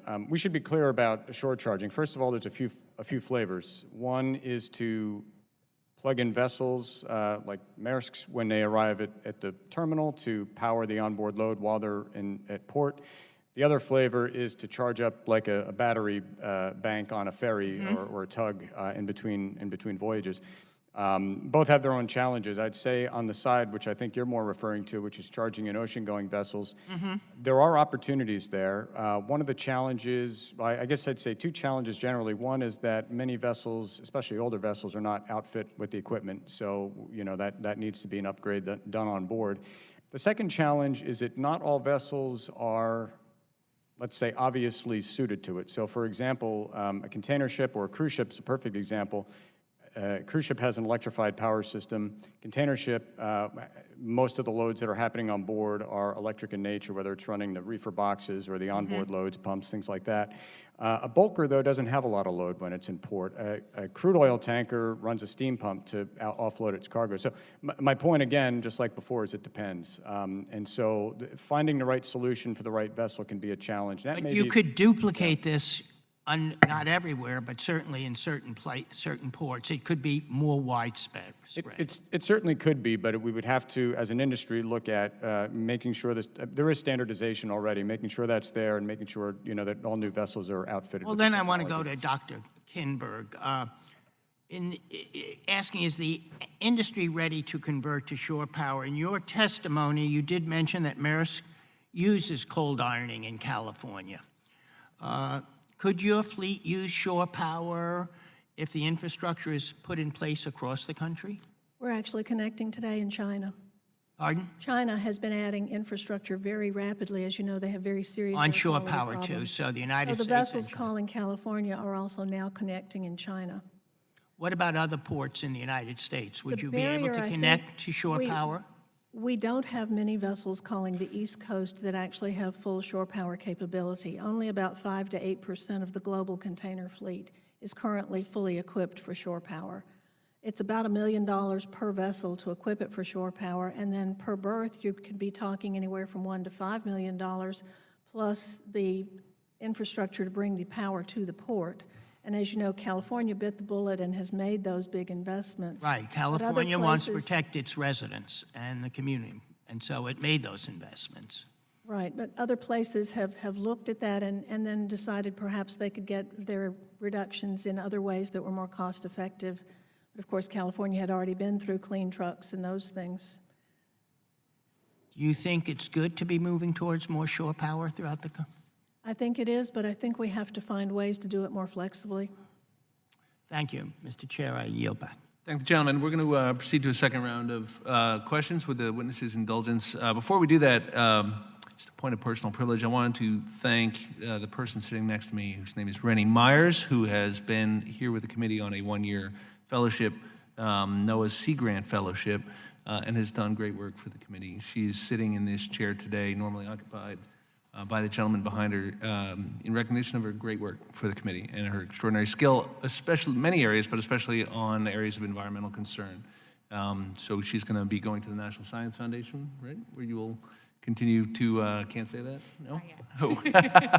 Strike that. She'll be going to another important position where she'll continue to support the committee. So we thank Rennie for her work. Proceeding to the second round, can you, Doctor, if we could just finish up on some of the questions that my colleague from California was asking you. I'm interested in the investments the Chinese are making that you alluded to, and if you could describe why that would be important to the Communist Chinese Party to make those investments. China has a very serious air quality problem, and so they have been looking at best practices around the world and imitating some of those. So as we began to fuel switch here, and you were there when we first started doing that, they made that voluntary and then mandatory to use cleaner fuel in ports. And that's a very good way to reduce the sulfur that, as you mentioned, Mr. Chairman, does have health effects. They also are having the vessels connect to shore power, and then you turn off the engines, so there's no engine exhaust. And that way it reduces the air emissions, the toxic air emissions that are created while you're alongside. And what kind of investments are we talking about by the Chinese government in that regard? I don't know what the total is, but I know that there are about 12 or 14 ports that have very quickly installed shore power capability on lots of berths. Is that going to merely serve an environmental purpose in China, or will there be international economic opportunities for that technology, for that type of equipment and shoreside infrastructure that the Chinese can then export? I believe a lot of us are actually using Italian-made, although they may be produced in China, but in terms of the plugs and so forth. And in terms of the U.S. industry in that regard? I'm not aware of any U.S. industry that's doing that. Right. In other words, I'm interested in the types of investments. When we talk about, in response to Mr. Weber's questioning about batteries and the critical role they can play, and the size and the safety issues, is it fair to say you depend on, or what role could robust federal investments in battery technology play in assisting you in that effort, or how much of that currently is being borne by the private sector? In other words, that's a generic technology, to Mr. Bryn's point about making the technology fit the mission or the vessel. But there are some basic core technologies involving an enormous need for research and development. Help us understand what role the federal government could play in assisting the private industry in moving that to market in a cost-effective way. There are tremendous opportunities, but tremendous challenges in terms of coming up with energy storage. And it's not just the maritime industry, it's our entire economy. That's a game changer if we could come up with cost-effective ways to store energy and not just have to take it as it's made. So battery technologies would be a game changer, not just for the maritime industry, but I think our whole economy. But from your perspective, is the private sector going to be able to get there on its own, or do we have a role to play? I think I'd have to turn to those who know better than I do. Thank you, Mr. Chairman. So looking at marine battery technology specifically, if you look at the cost structure for some of our marine battery manufacturers, when I talk with them, they say that the cost of the cells, which is the fundamental building block of the battery banks, is on the order of about 20 to 30% of the overall cost, and the remaining 70% is specific to a marine-built battery and obviously safety is always paramount, and we have a very high standard in the maritime industry. So that is to say that I would say that about 20 to 30% of the cost is going to benefit from the global trend of high battery volume production, so that cell cost will come down. Just following global trends. The remaining 70 or so percent, that's up to maritime to get that cost down. And that is going to be a challenge because it's generally a low volume industry. So I think that's where we can help some of our marine battery manufacturers out. And I'm happy and proud to say that despite the fact that Europe is leading on actually deploying a lot of these battery technologies, we actually have a lot of manufacturers right here in the U.S. that are actually supplying some of those, 2 in the U.S. and 1 in Canada, that's some of the global leaders on marine battery systems. On a different subject, would the panel comment on the role the Coast Guard plays in the international enforcement of some of the issues we've been talking about? It was touched on in some of the testimony. What is the most effective international enforcement mechanism? And can you talk on the role the United States Coast Guard will play? Mr. Chairman, the entire international enforcement regime basically has 2 prongs. It's flag state control and it's port state control. And the U.S. Coast Guard, the primary role when we talk about enforcing these environmental laws is, with respect to international ships, it's primarily a port state control operation. So it's a question of having the Coast Guard have the necessary staff and the necessary tools to efficiently inspect vessels to make sure that they are complying with these various regulations. And as Dr. Kindberg said earlier, it may sound a little strange for industry to be calling for more enforcement, but the issue of having a level playing field and making sure that we're not distorting commerce here is quite critical. I'd say the other key role that the Coast Guard is playing there in terms of inspections is working closely with industry as we're commercializing new technology. So other maritime authorities around the globe have clear standards, let's say for battery technology in particular, where the United States Coast Guard is working hard and working closely on a case-by-case basis for all battery-operated systems. We do not have a clear CFR within the Code of Federal Regulations on battery technology and battery systems on board vessels. And so the role that they can play, and I know they're working hard to do that and they're in support, but at this point, they're still working on a case-by-case basis versus having a clear regulation in place to support that. And what that does is help industry then make investments as they're commercializing new technology and that is working their way up into the fleet. Thank you. Mr. Gibbs. Thank you. I know Mr. Butler talked about the IMO making it by 2050 is probably unlikely, the IMO requirements, but I want to pursue this a little bit about the technology with Dr. Kindberg. What's the horsepower requirements to move these container ships, your big ships? Again, it depends on the size of the vessel. But when we talk a small vessel, we're talking something that's 1.5 football fields long. Yeah. And when we talk big, we're talking 4 football fields long. So these are big ships. What kind of horsepower is those engines? And the biggest ones might run 2 engines that are 55,000 horsepower. Are those direct mechanical? They're not running motors. It's to run the propulsion system. It's mechanical, right? Or It's one big propeller or 2 big propellers, depending. so it's a mechanical off the. Yeah, and you've got a engine. main So, shaft. go to Mr. Bryn. We're talking batteries, talking to make that kind of energy equivalent. You know, what kind of the battery technology? I know we've made big strides in the last few years in battery technology, but are we anywhere close to having that kind of technology to have a battery technology to propel through electric motors? And that would help the quieter issue too. Is another issue. Where are we in that? Yeah, thank you, Congressman. The short answer is no, and I wouldn't expect batteries to ultimately be the solution for ocean-going vessels. I think batteries may play a role. They'll continue to improve on space and weight and cost, which are the 3 main factors that we have to consider. I don't think long-term we ever expect batteries to have sufficient energy density for a container ship. Where ABB would likely expect one potential candidate are, as I mentioned before, fuel cells, and that's because you get much greater energy density in hydrogen fuel than you do in batteries. But batteries may have a role to play even with fuel cell systems because they can handle transient loads much better. So if you have an instant ramp up or ramp down of power, the battery can help to keep the fuel cell on a steady output. But fuel cells are one of several solutions being considered, and that's certainly one that we're focused on. Dr. Kindberg, is Maersk looking at fuel cell technology or not? We're looking at it. We're not currently using it commercially. Okay, I yield back. Thank you. Mr. Larson.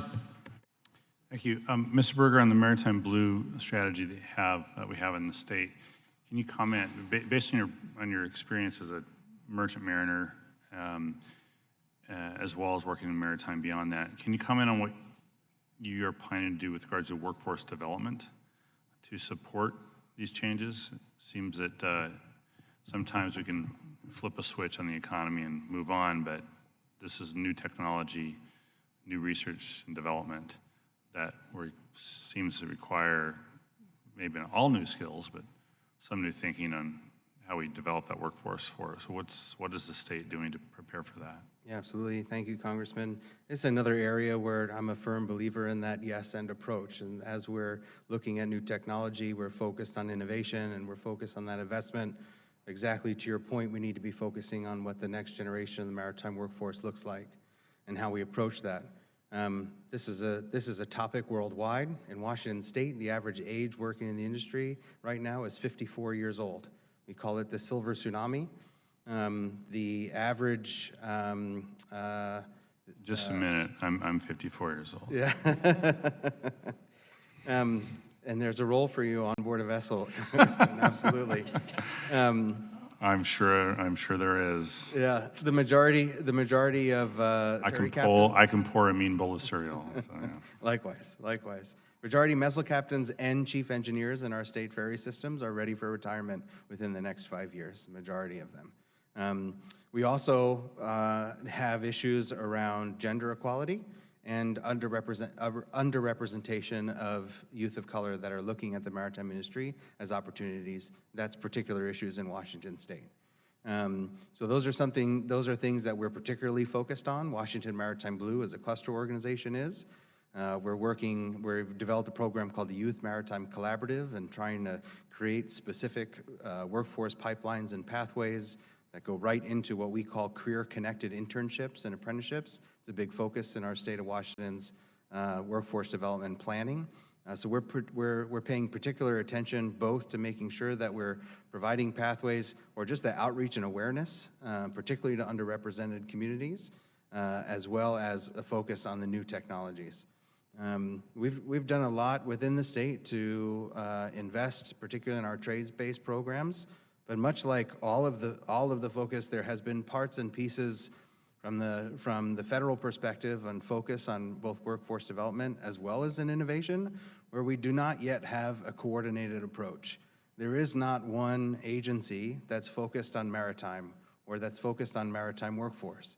And so without kind of a concerted effort, without some sort of coordinated approach, we're not able to really make the best use of those dollars or focus those dollars to where investments are going to make the most sense.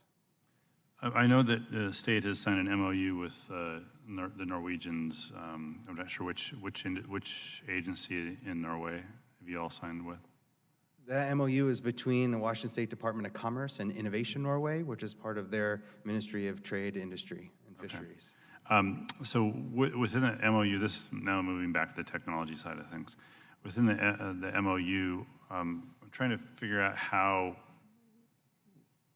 best to kickstart the challenge the shipping industry has with regards to getting ships that have to be ready in 2030 for 2050, and what role that collaboration plays in developing which technologies that can support shipping to meet those goals in 2050. Right, and even sooner, as Dr. Kindberg was saying. Yeah. That's on multiple fronts. A big part of the relationship between Washington State and Norway has been focused on electrification of ferries, being that Norway is a global leader in that work. And so the opportunities for technology and knowledge transfer has been remarkable, as well as some cross investments. We've also found great relationships between the different research universities and research labs. So we're setting up meetings now between folks in our Department of Energy and the Pacific Northwest National Laboratory and the NTNU that's up in Trondheim in Norway that are diving deep into what these potential new fuel source solutions might look like, whether they're hydrogen or ammonia or likewise. So coupled with Norway's expertise on battery technology on ferries and research institutions that we have, I think, coupled expertise with. That's where that in line, I think, focuses on where our MOU is between Washington State. And it's about cluster-to-cluster relationships. So they have a built-out system that supports these innovation clusters across Norway. Again, this is a public-private relationship where you have competitors working together to create new markets and create new technologies. And that with support from government and support from research institutions. And we have found that that has been the best way to move forward actual commercialized projects that go that are on the water. The first all-electric ferry, Ampere, came out of a joint innovation project out of a cluster organization. The first hydrogen ferry that's being built in Norway is coming out of a joint innovation project within their cluster organization. These are federally funded or nationally funded programs. Some of those dollars come from the European Union as well, coupled with private investment in R&D and their research institutions. And so, yes, we have business-to-business relationships with them as we build out projects. We're also learning from one another on how we develop these types of joint innovation projects where we're coupling national, federal dollars with private investment. Thank you. Thank you. Mr. Weber. Thank you, Mr. Chairman. Is it Dr. Kindberg or Kindberg? I missed what you said. It's Kindberg, like Kindberg. kindergarten. Like kindergarten? Okay, thank you. So you said early on, well, let me back into it this way. So the American Association of Port Authorities, which consists of Canada, the Caribbean, Latin America, the United States, I looked at their website real quick just for the benefit of the panel and for our group up here. And under their issues, they really don't talk about any of this. So we're having a discussion about having ports build facilities, infrastructure to charge huge batteries on board on ships, and shore power, we're calling it. As I said, I've got 5 ports in my district, more than any other member of Congress, and I actually ran a transportation company for a short time, which delivered to ships on the port of Galveston. So I've got some firsthand experience in that. Anytime you ask a port to build whether it's an electrical plant, call it whatever you want to, a system of building out, you're going to be taking, to power ships, you're going to be taking very, very, very valuable real estate to build an energy plant, for example. That's going to take away from some of the local economy, because a lot of these harbors and these shores and sides and stuff, the docks, are used to supply these ocean-going vessels. In the Gulf of Mexico, you can go across down into Galveston and look during the night, and you can just count all the lights lined out about 40 miles out, 30, 40 miles out, because waiting to get into the Houston Ship Channel. If you use that area for electrification, if you will, powering a ship, you're taking up a very valuable berth or docking area that the ports might not be willing to give up, at least at a very low cost. Are you with me?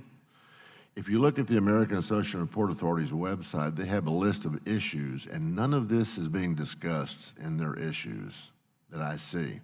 So it might behoove us, Mr. Chairman, to bring them in here into the next discussion and to say, what say y'all about the prospect and possibility of being able to build out this infrastructure so that we can service these ocean-going vehicles? I hope that makes sense, because this is a group that really will have a vested interest in it. Now, Dr. Kindberg, you said early on that there needed to be an agency that could enforce those rules, enforce them fairly, but hope something to the effect of, not necessarily enforce them early on, kind of as this, will you want to elaborate on that for a second? Let me clarify just a little bit. There are those of us who are acting early, just like we fuel switched early in California, and it cost us about $20 million.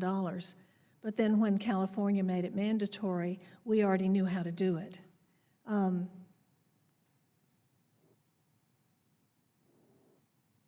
I've lost track of where I was going. I'm sorry. Well, let me fill in some blanks here from another part of your conversation while you're thinking. So you said a ship coming from China to Europe could save $750,000 on that one trip. How many trips can they make? What is it? Is it one a month? Is it 12 a year? What is it? That trip is maybe 12 weeks. So it's 3 months. Less, yeah. So we want somebody that is able to enforce those rules, enforce them fairly, and I think what you're alluding to, as the learning curve is happening, you don't necessarily want an agency to come in here and just blast everybody with fines and fees if they're acting in good faith. I think that's what you're alluding to. The point that I was making is sometimes you have people who try something new. Right. Say if we tried a battery from Mr. Bryn, and then a rule were put in place that made that battery no longer meet the requirements. Okay. You'd want to grandfather that. Sure. And there are also programs that have been put in place by some ports and other entities that have actually provided incentives for going beyond the regulatory requirements. Sure. And those have been very effective in some places. And those are voluntary, by the way, those incentives, and you shouldn't be penalized in case you don't want to agree with those. Mr. Butler, you look like you wanted to weigh in there for a second. No, I just wanted to, excuse me, emphasize the point that Dr. Kindberg made. There's short-term enforcement, if you will, and then there's the question of policy development in such a way that you create the proper incentives, and you, as Dr. Kindberg said, you don't penalize people that have tried things new, and you don't set up situations where you're going to strand investment. You Sure. need to think it through. Right. And I've been handed a note, Mr. Chairman, that Ms. Metcalf would like to weigh in. If you can do that quickly, please. I can do it very quickly. Robust enforcement is critical. One thing that's not been mentioned yet is the fact that the industry was fully supportive and in fact recommended initially that the new amendments to Marple Annex 6 has a ban on carriage of non-compliant fuel. So you don't just have to not use it. After 1 March 2020, you can't have it on board. Thank you, Mr. Chairman. Thank the gentleman. Just note for the record that the American Association of Port Authorities, to its credit, has a section on its website entitled Environment and Energy, which includes the language, as environmental leaders in the maritime environment, seaports employ alternative fuels such as electricity, fuel cells, solar power, wind energy, and LNG. Thank you for that, Mr. Chairman. I scrolled quickly and didn't see that. Thank you. Always happy to be helpful to my friend from Texas, Mr. Lowenthal. Thank you, Mr. Chair. I'd like to follow up on the question of hydrogen fuel cells and where we're going with hydrogen fuel cells. Kind of an interesting process is taking place in my port at this moment. Toyota, which has been one of the... Feel free to take that.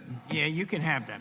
One of the leaders in hydrogen fuel cell is in the process of trying to develop a facility in the port of Long Beach which will generate hydrogen, to create hydrogen.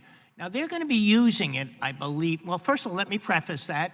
And our local utility has some issues with that as that develops because of what it's going to take to develop that hydrogen and how that fits into our air quality goals. And so this is not an easy thing, but the port is going to go forward with Toyota with a demonstration project. And that demonstration project is really going to be used for heavy-duty trucks and for yard equipment. I think that's the focus of if this hydrogen facility is developed to move forward with that. My question is there a possibility to use this also, or could this be a stepping stone to the maritime industry itself to begin to use some of this if we have a plant in the port that actually produces hydrogen? Congressman, we also in Washington State have a couple of demonstration projects similar to what you're talking about. Tacoma Power, which is a utility in the city of Tacoma, is also looking at the potential of a demonstration project, not only to power, like you say, yard equipment, trucks. They also operate a small train that moves containers around throughout that yard. Grant County PUD in central Washington State is also looking at it. Already, that kind of infrastructure and being able to use those demonstration projects to take a look at maritime applications, I think is absolutely critical. And we saw the first passenger ferry, hydrogen-powered passenger ferry in San Francisco. It was a partnership that was a private partnership along with technology that came out of the Sandia National Labs. So another opportunity for partnering with federal dollars. Our Department of Energy and the Water Power Technology Office has focused their energy for wave and tidal on how to develop alternative and renewable fuels out at sea, and a partnering looking towards what the maritime applications are for offshore marine renewable energy. So I think all those projects are going to be absolutely critical as we look at a network of what the next future fuel looks like, certainly for, for global and offshore and, deep sea, but also as well for nearshore and short sea shipping. Yeah, I'm just wondering and listening to, thank you for that. I just see that with the limitations of battery that we're really looking at in the future, other alternatives, and I certainly think that this is a potential. I'm glad to hear of these demonstration projects, although they have not really reached out yet in our community to deal with some of the maritime shipping part, but they're doing, all the other equipment that's needed in the port itself is really what they're going to be using it for. But I see this as a step in the right direction, and I'm just wondering if others have any thoughts about that. Ms. Metcalf? Thank you, Mr. Chairman. I'll be very brief. I'm not an engineer. I was a decky, so I like to see the sun. I'm not technically as proficient as some of my colleagues here. But I did pass organic chemistry, as I know you did. And even though I'm older, I still have to fight to think outside the box. but it just keeps coming back to me what water is. It's salt, sodium chloride, it's oxygen, and it's hydrogen. Right. And I think that may be the line that you're following. We might have a whole ocean out there of potential hydrogen fuel if we can figure out how to actually do it. I'll leave that up to the certified smart people, though. Thank you. Thank you. Mr. Lowenthal, just one observation about that. The question you raised, which is a very good one, about how do we use some of these demonstration projects to figure out perhaps where we go next on a bigger That's right. scale, is one of the fundamental research and development questions out there, because there's been a lot of discussion today about short sea and ferry applications. Mr. Bryn properly pointed out that a lot of the technologies that are available for those applications are not, in fact, scalable or not likely to be scalable for transoceanic deep sea shipping. So I think as we have this discussion about encouraging investment, about ways in which the government can help, private actors can move this forward, we have to keep in mind that the scale is different for the transoceanic international large vessel sector than it is for the short sea sector. And we can't make the mistake of simply saying, well, if batteries work for ferries, we just need a bigger battery. That's not necessarily the case. Congressman, on your example about the demonstration projects, I guess so one thing I wanted to point back out as well is, as we're working with the National Laboratory Systems and the Department of Energy, as well as Coast Guard and MARAD and NOAA and the Department of Commerce and EDA funding, there are parts and pieces of folks across the federal agencies and enterprise that are having small parts of this discussion separately. Until we kind of have a focused and organized conversation, I think, across the federal enterprise, it's going to be hard for us to make the right investments into the right vessels. As Congressman Lamb was talking about, it's going to be hard for us to understand the nuances of different vessel types and different appropriate fuel types for different. So until we have that level of organized approach and directed funding towards that, it's going to be hard for us to really start to scale and have those level of conversations. And I think cluster organizations coupled with your focused approach can really help us make some leap forwards.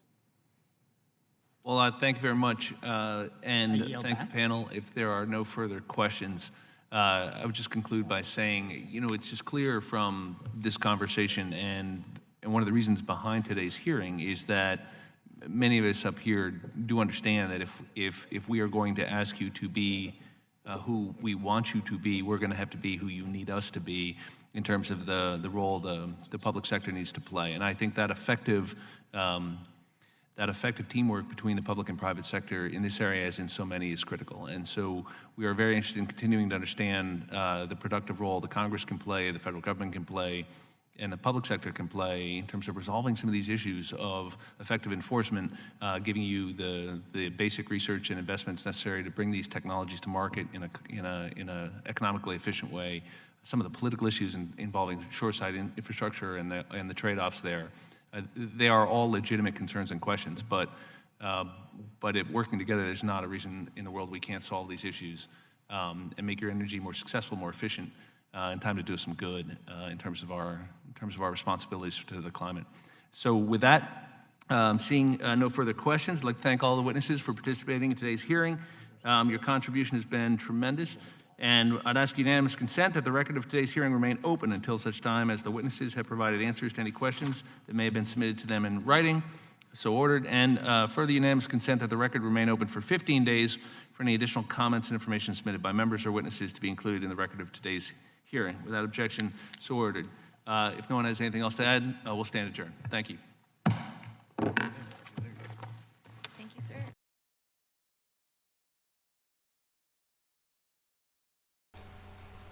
Okie dokie. So that was interesting.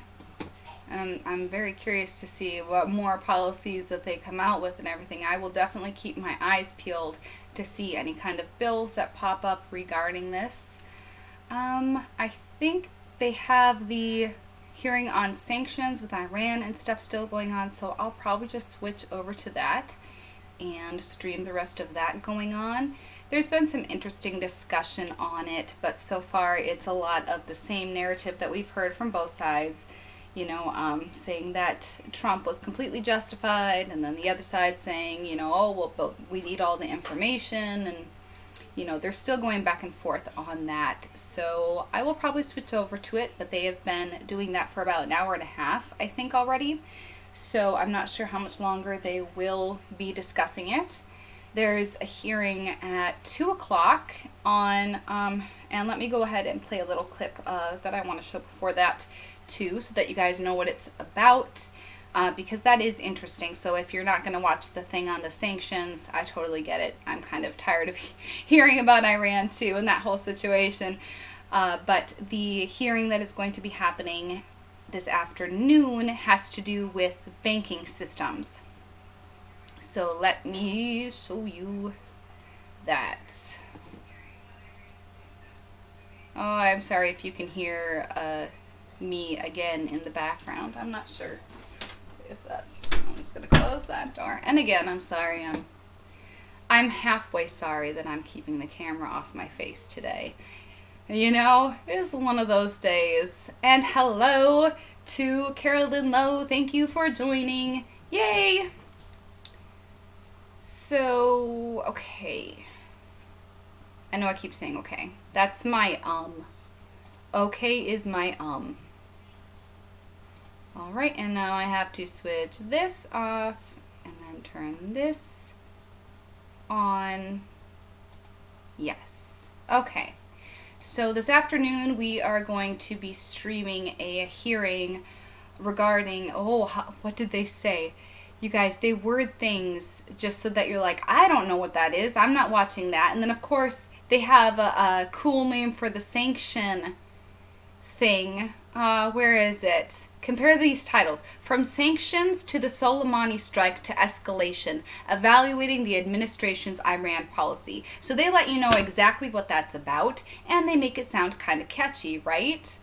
So then something that has to do with the banks, they call it the Community Reinvestment Act, reviewing who wins and who loses with Comptroller Otting's proposal.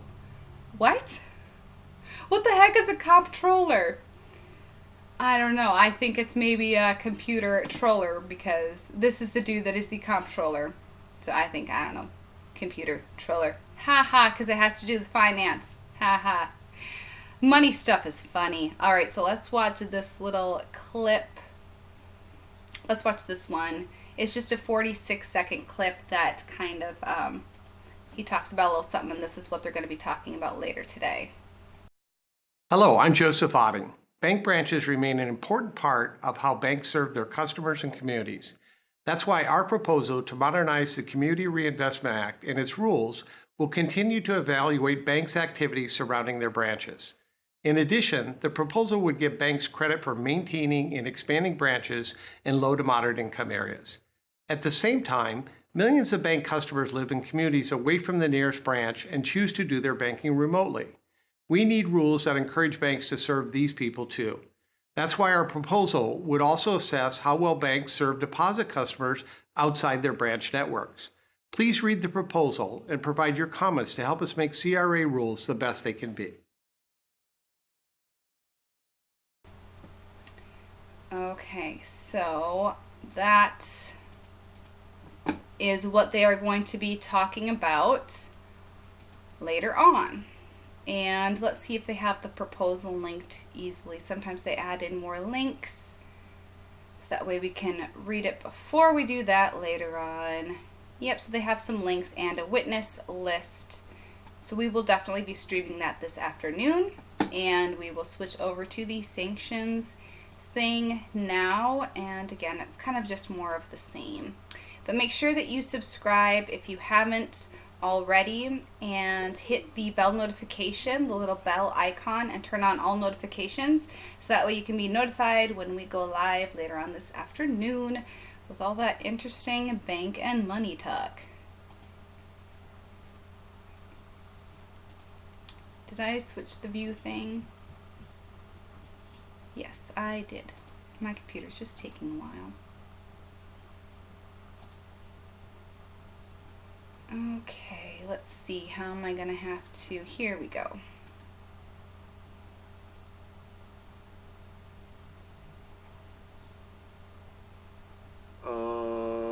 Warning, sir. So I just don't know the explicit nature of who is advised to.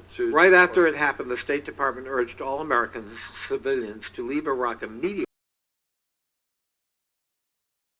Region on high alert. So much for a safer world. I yield back. Thank you, Mr. Connolly. Mr. Perry. Thanks, Mr. Chairman. Anybody on the panel believe that Iran is seeking a peaceful nuclear program for which to generate power, medical devices, et cetera? Anybody on the panel believe that? Hello? I'll just speak, if you want a verbal answer, my short answer is no. I think they want to keep the option of having a military program very much alive. Any reason to have a heavy water reactor and enrich plutonium if you're going to have a civilian nuclear program? Any reason at all? Yes, ma'am? Go ahead. You want to go ahead? I'll just do, I mean, I have the same view that Dr. Haas presented. I think the question is there a difference between what you're describing, in other words, a peaceful program, which nobody thinks that Iran is really doing this simply for peaceful reasons or for medical isotopes or things along those lines, versus a decision to actually pursue a nuclear weapon, which is the space that we're in right now and that we've been trying to manage, in effect.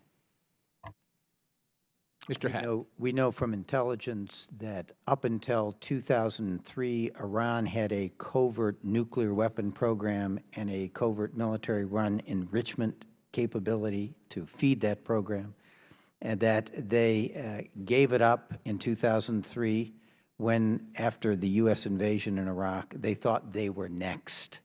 And it raises this point that Iran has responded to threats to the regime to change its policy. I think that's what you saw when they gave up their nuclear, formal nuclear weapon program in 2003.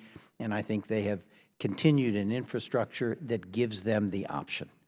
And they have kept that alive. Do any of you know what is happening regarding their nuclear program in the military installations and sites that are not inspected by any outside or international agency? None of you know.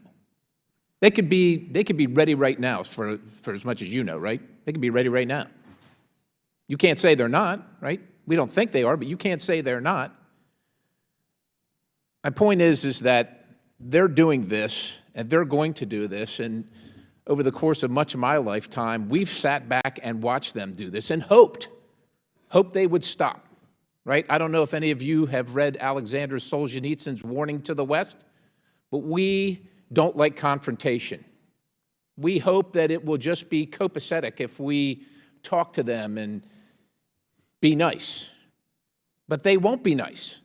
They're not going to be. They have no plans to be. And we're fools to believe anything other than that. I know my good friend from Virginia said that, well, I guess it's a new thing for America to go around killing people, that terrorists and so on and so forth, that we disagree with or don't like. I know he's not here, but I'm fascinated by the fact that there were 526 separate counterterrorism strikes under the last administration. You know what we heard in this committee about that? About the hue and cry. Article 1, Article 2, the presidential powers. Who does he think he is? You know what we heard? We heard nothing. We were killing terrorists, and thank God we were killing terrorists. People in this body, people in this building, people in this town send people to war knowing this guy's walking around conducting strikes on Americans, conducting strikes all around the world, killing people, innocent people, combatants, Americans, etc., and did nothing. Did nothing. The people in this building, the people in this town should be ashamed of themselves. They should be, it's despicable. It's unthinkable to me that this president finally did it. Is a ray of sunshine for the world. This guy's a murdering terrorist and should have been taken out. And what about the consequences? Everybody's saying, well, we're escalating. Do you folks know that in the last 2 months, 24 separate attacks on America or America's interests in November and December of 2019? Wake up, everybody. What would it take? How many more lives? Americans had to leave Iraq because Soleimani was killed. Oh, well, I guess you can stay and take your chances. You can do that. This is absurd. This hearing is absurd. This subject is absurd. And quite honestly, the comments from many of the people in this place have never put on the boots, carried the weapon, and defended their country are absurd. We have put people's lives at risk knowing full well that they shouldn't be there because we didn't give a damn to do the right thing to protect them. I yield back. Ms. Bass. Thank you very much, Mr. Chair. I wanted to focus my questions actually on our relationship with Iraq. And wanting, Mr. Haas, Dr. Haas, you did begin to respond to that, and I wanted to ask the other witnesses if they would as well. Given what has happened, what is our current state of our relationship with Iraq? Sure. I mean, I can only respond, obviously, based on the information that I see in the news. And clearly, the strike had an enormous impact on our relationship with Iraq. Iraq has come out and indicated that they did not provide consent for this particular strike on their territory. And it has brought the parliament to the point where they've actually has to vote, calling for the U.S. forces to leave. And we've seen that the Prime Minister has indicated that, in fact, they want a delegation to talk about leaving Iraq. And I think, as Dr. Haas noted, this is, in many respects, exactly what Soleimani had wanted.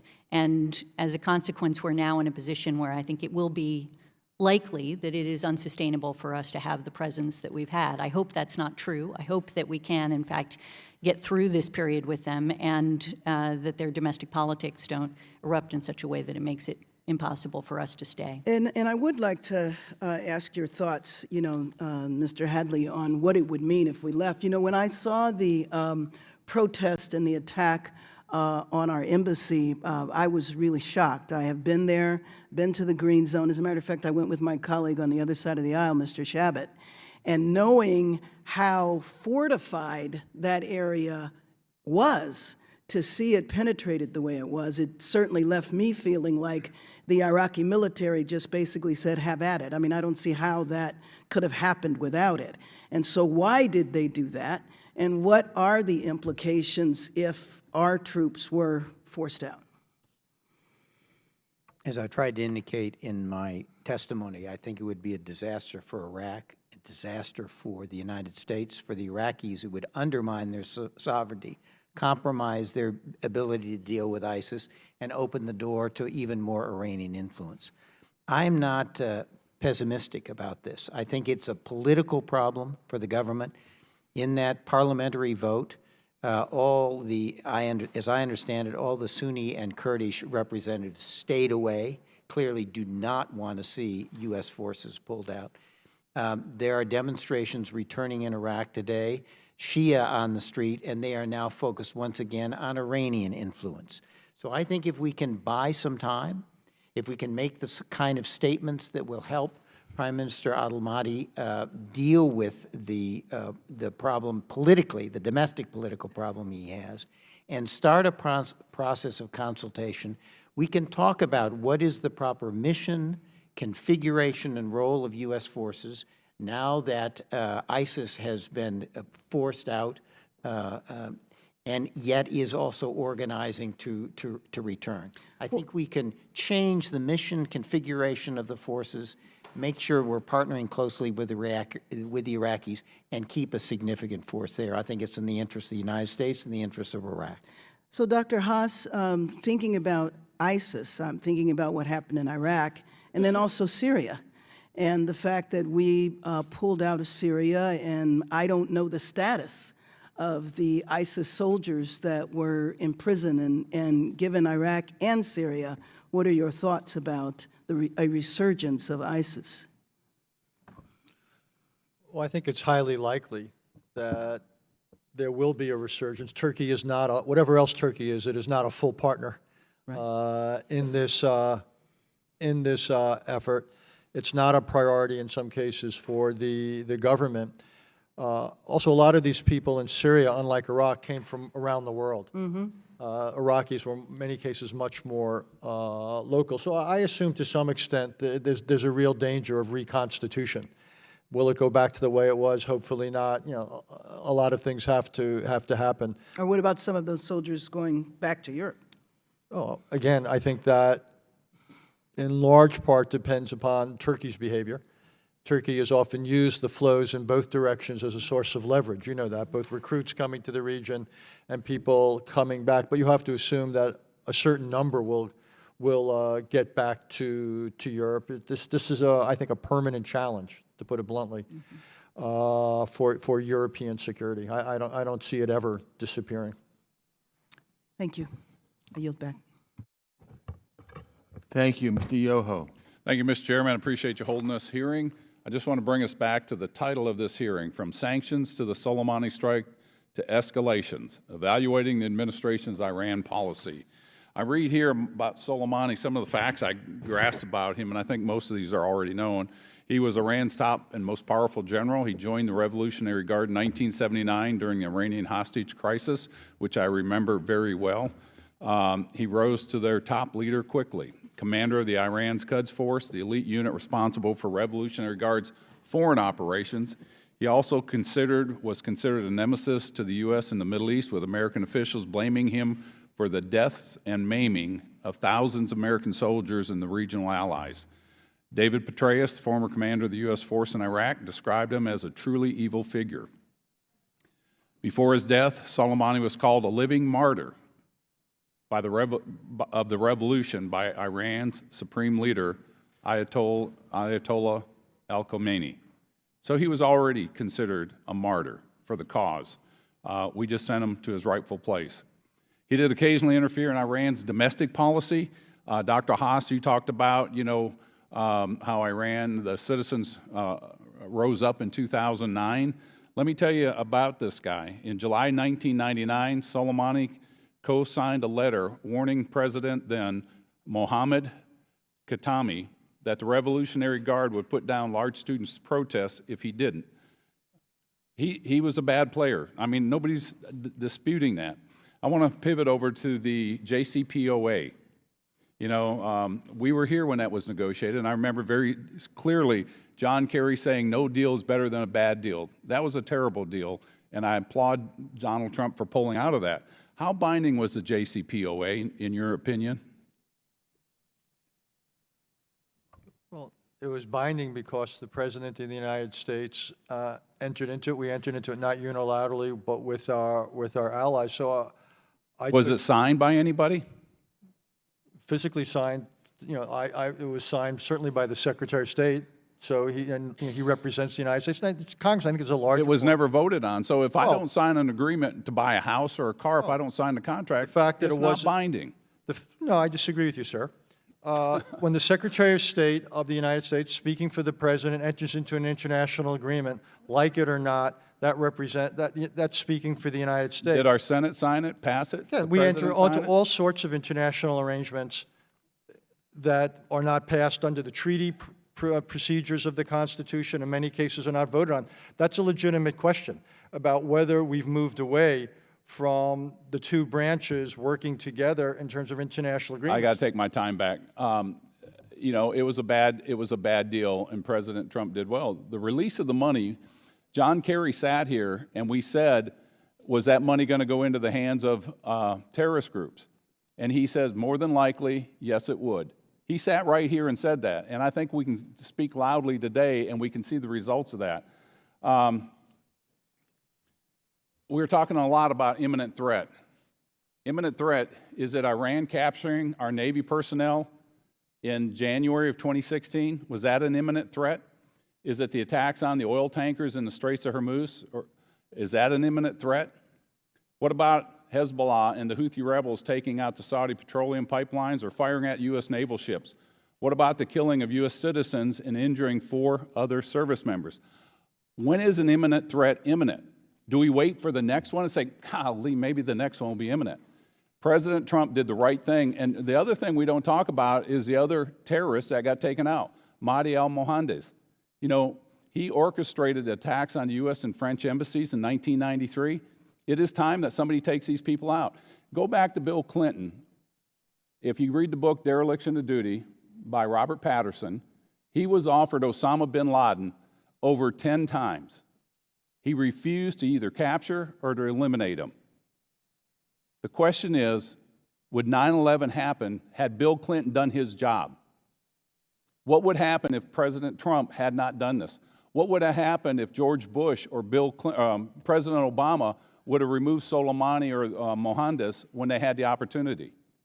Would we have had our servicemen and women killed or maimed?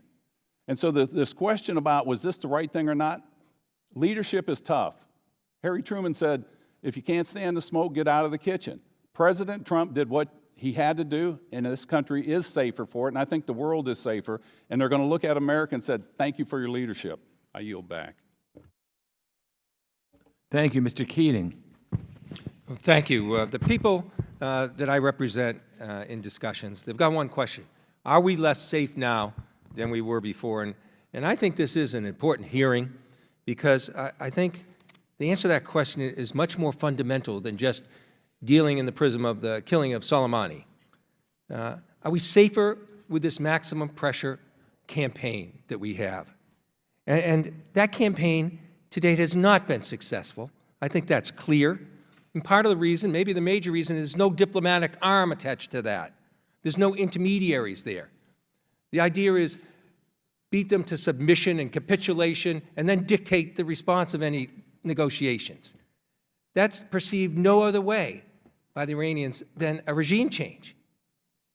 Are we safer with the resultant effects on our military? We've moved more and deployed more troops to that region, away from other areas, away from dealing with the threat of ISIS. Are we safer as we move our limited naval assets through that region, taking them away from South China Sea and the other parts of the world? And importantly, are we safer with this go-it-alone strategy that we have? You know, and that's just not a minor thing. That's something we have that our enemies don't have, an historic coalition with our allies. That's a huge difference maker, maybe the biggest, I believe. And what's happened here? We don't give them notice, and that's just not about the killing of Soleimani. That's about the troop withdrawal in Syria, where our allies had troops on the ground, uninformed, until, according to a hearing we had recently, maybe hours, that we were going to pull out of there. The INF Treaty, our delay in Ukraine in terms of military assets there, the Qatar Gulf crisis, the TPP. You can go on and on. We are just not consulting with our coalition. We're turning our back, making unilateral actions, and then saying, you better get in line. We're not safer because of that. We pulled out of the JCPO unilaterally. And then, using our own economic powers, are putting pressure on our own allies to get out themselves, instead of talking with them in an agreement that we joined in together. So, if we're going to have an answer to are we less safe now, I'm glad we're talking about these fundamental issues and not getting caught up in an incident-by-incident cycle of escalation where there's a shoot-from-the-hip kind of action, then there's a policy kind of filler after that, telling everyone in Congress, everyone in America, everyone that's our allies, well, you better get in line with us after we do it, and have a cycle of escalation and having that danger where the only alternative we're leaving ourselves is militarily. Can you talk about the bigger picture here and how these actions make us less safe, give us less alternatives going forward? And this is, we just can't continue in action where we're dealing with individual incidents. We've got to take this further. Oh, Is that aimed at any particular one of us, or all? I want you to jump in. Go ahead. I'll just make a very short comment. Look, I think one of the structural and strategic advantages this country enjoys, and it's been one of the reasons we've been as successful as we've been now since World War II, or even going back to World War II, is our network of alliances. We, unlike China, unlike Russia, Soviet Union, except when it could coerce alliances, we have real allies, and that allows us to leverage our capabilities. And it worked tremendously in the Gulf War, but it's helped keep the peace in Asia, and obviously in Europe. So it's demonstrated to be effective, and I think we ought to revive it wherever we can in dealing with the issues we're talking about here today.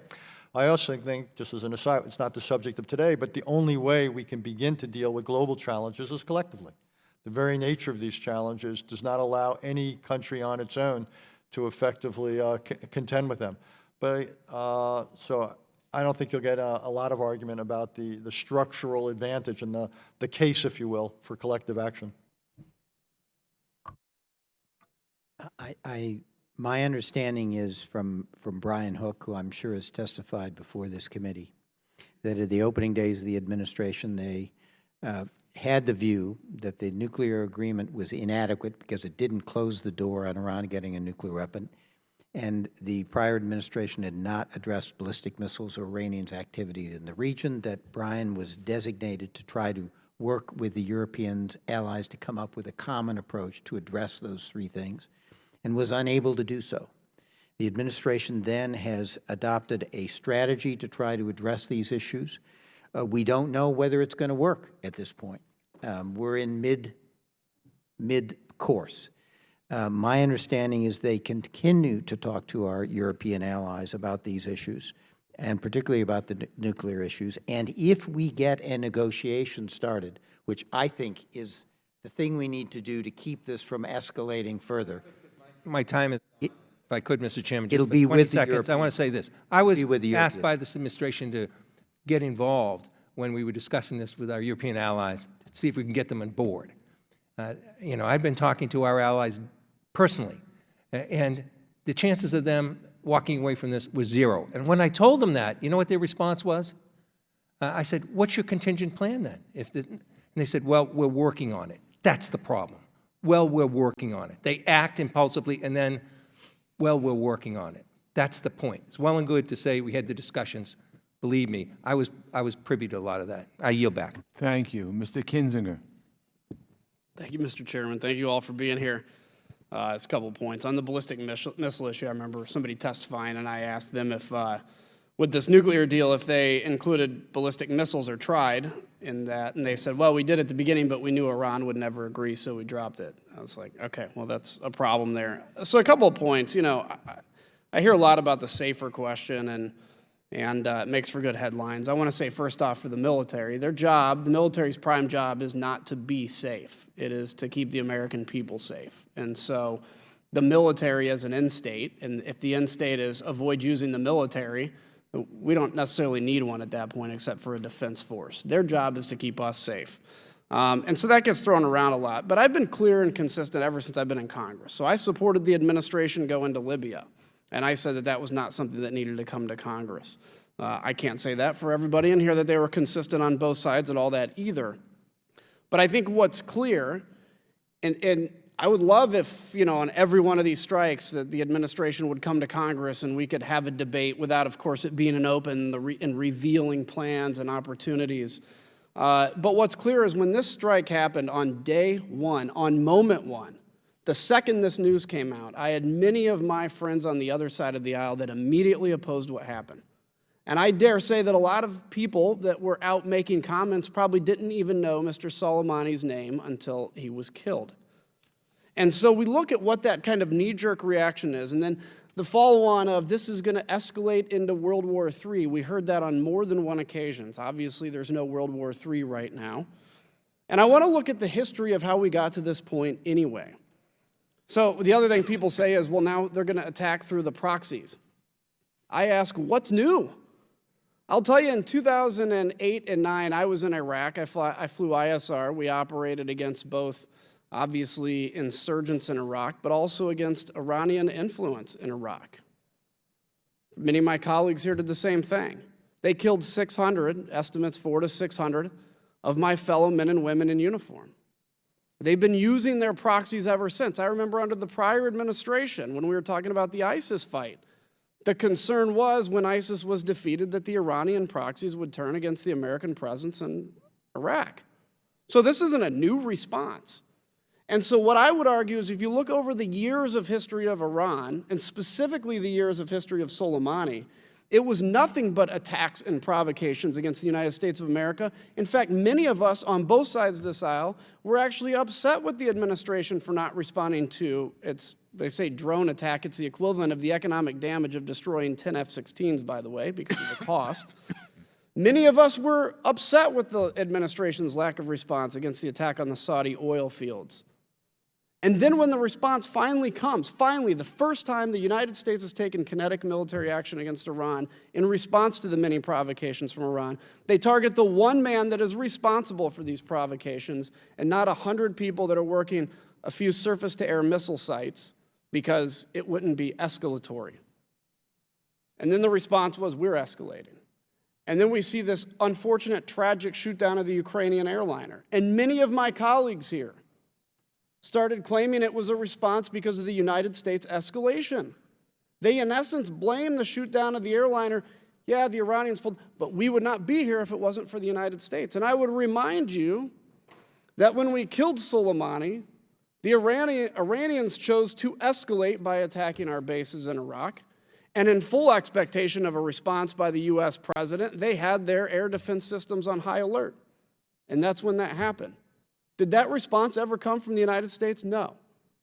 The president showed great resolve and great restraint to not respond. I don't know if I'd have made the same decision, but I think he made the right decision. So we hear a lot about impulsive actions and without thinking things through. And then just briefly on the JCPOA. I'm not going to get to the argument of whether billions of dollars was given to Iran or whether it was their assets. It's nuance, it's whatever, okay? That's academic arguments. But what I do know is prior to the JCPOA, Iran was a player in the region, but not a huge one. I know that on the heels of signing the JCPOA, the government, the legitimate government in Yemen was overthrown. And a civil war was started there by Iranian proxies. By the way, they've sent not $1 of humanitarian aid to Yemen.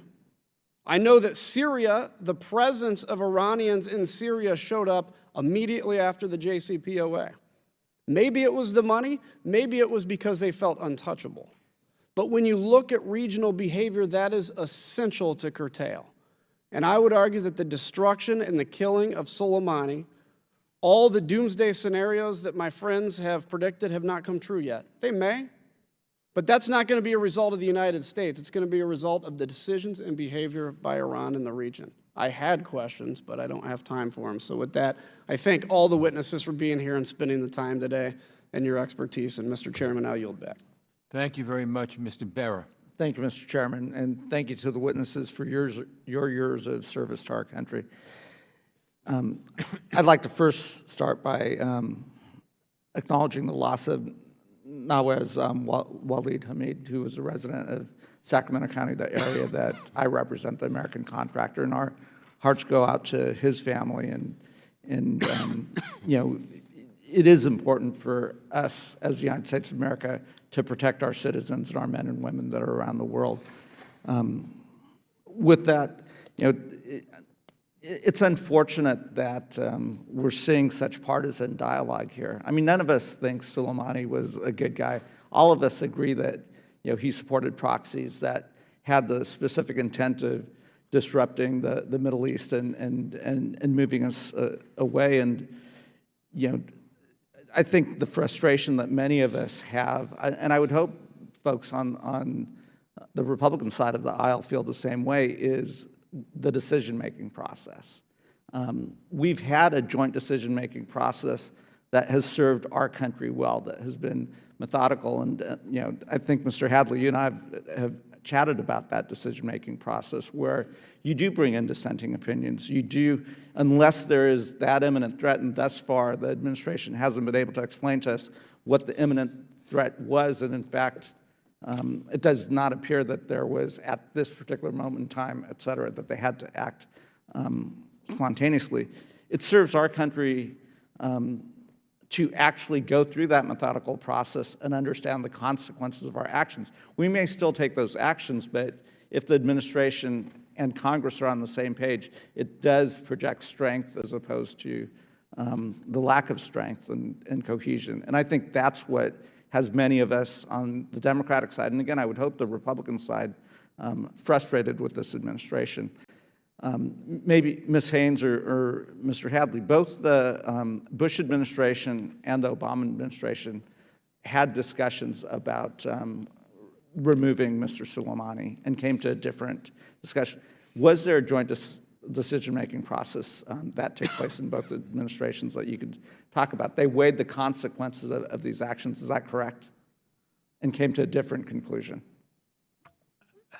Congressman, it's a good question, and I'm going to answer on the basis of my own imperfect recollection, and some of my colleagues may have a different view.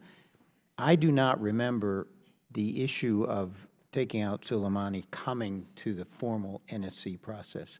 I know that General Stan McChrystal, in the winter issue of Foreign Policy, has said that in January of 2007, he was monitoring a convoy in which he believes Soleimani was present, and he contemplated taking him out at that point in time, decided not to do so.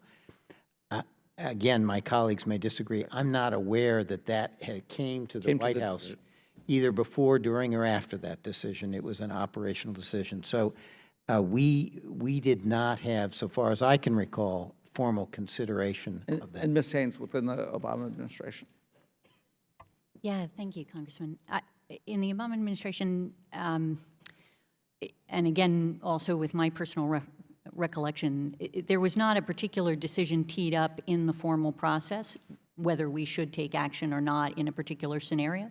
But certainly the question of Soleimani was much discussed, and the IRGC was much discussed, and so on. And I think, you know, in general, the consequences of an action like that, as you say, would have to go through an enormous process, and certainly was one that we were thinking through, like, of what are the pros and cons. I think the fact that, you know, you have the ability to do it is not enough. I think the question is whether or not it actually is a wise decision. And if I just play off of that, had the Iranians, had their ballistic missiles landed and killed multiple American troops, we would have been compelled to have to counter response. Is that? Absolutely. And there was that possibility of an Iranian counter response. So while I am happy we find ourselves in a place where dialogue is possible and de-escalation is possible, it was entirely possible a different outcome could have happened here. And many of us, as we saw the missiles in the air and the tapes of these missiles, you know, were waiting to understand what actually happened. And I think many of us and the American people were concerned that we were about to go into another war. Is that an accurate, you know, is that how you felt as you were watching that? Yes, absolutely. I mean, I think the point is, I don't think any of us question whether or not a response is appropriate. I think the question is, how do you design the response to be best fit within the strategy that you're dealing with and to keep the American people safe more generally? And that's the question that I suspect many people have concern about with respect to this strike. Right, and again, just you know, as a final statement, our country is better served when the administration and Congress are working together, having dialogue. Even if we disagree, we can disagree behind closed doors in confidence, but when we step out there, especially if we're on a path to war or confrontation, we're better served if we're working together and there's dialogue between the administration and Congress, and that did not happen in this particular case. Fully agree. Thank you. Mr. Zeldin. Thank you, Mr. Chair. First off, it's important that to note that the decision to strike Qasem Soleimani was a product of a joint decision-making process. First off, I want to thank all the witnesses who are here. We have a lot of service represented, national security advisors, and CIA and state, and I just want to thank all of you for your distinguished service to our country. The intelligence community, DOD, State Department all conclude there was an imminent threat. Do any of the witnesses here dispute the conclusions of all of these different agencies? Well, two things, sir. I do not. I do not. I've not seen a clear case that there was an imminent threat, and I've not seen clear evidence that everyone agrees there was an imminent threat. So I'll just say that I've not seen anything that would allow me to judge that there was. So you're disputing the positions of Intel, DOD, and State? The short answer is I've not seen evidence published. I can't confirm it. I can't support it because I haven't seen the evidence. Okay. Have you seen the IRGC statement that was put out after the killing of Qasem Soleimani? I'm not sure which one you're referring to. There was a statement the IRGC put out right after the killing of Soleimani. Does anybody speak Farsi? I don't know. Okay, I just didn't know the answer to that question. So the IRGC did put out a statement. I request unanimous consent to offer it into the record. Mr. Chair? Yes, without objection. The IRGC's statement, and I mentioned this on the floor during debate last week, as well as through social media and other interviews, but most importantly on the floor, and I'm going to do it again during this hearing. The IRGC's statement after the killing of Qasem Soleimani says that Soleimani was in Iraq when he was killed to confront Americans. So for anyone who has the position that there's not a shred of evidence that there was an imminent threat, let's start off with the IRGC's own words of why Qasem Soleimani was in Iraq. In the IRGC's words, he was there for a confrontation with Americans. Open-sourced information is enough to determine that it was legitimate to take out Qasem Soleimani. You have a designated terrorist who's running a designated terrorist organization. He was being sanctioned by the United States, the EU, the United Nations. He had already killed over 600 U.S. troops. He had wounded thousands more. We just had the embassy attack right before that strike. We just had the killing and wounding of Americans just before that strike. In my opinion, when I hear some of my colleagues, including the speaker, say that it was disproportionate to take out Qasem Soleimani, I ask the question, at what point is it proportionate? How many more Americans would have to be killed in order for it to be proportionate? How many thousands of more troops would have to be wounded in order for it to be proportionate? And I would also note in correcting the record, and I mean, I don't know if anyone has an answer. I mean, we could call it a rhetorical question, but at what point would I don't know if do any of you have the position that it was disproportionate?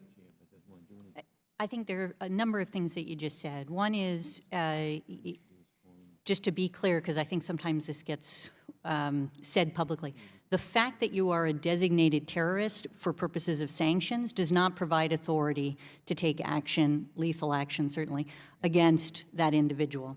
There is sort of a domestic legal analysis and then an international legal analysis that has to occur. And obviously, as a member of Congress, you also get concerned about whether or not Congress needed to have authorized the action, essentially. Well, I have a limited amount of time, so let me ask you a follow-up question on that.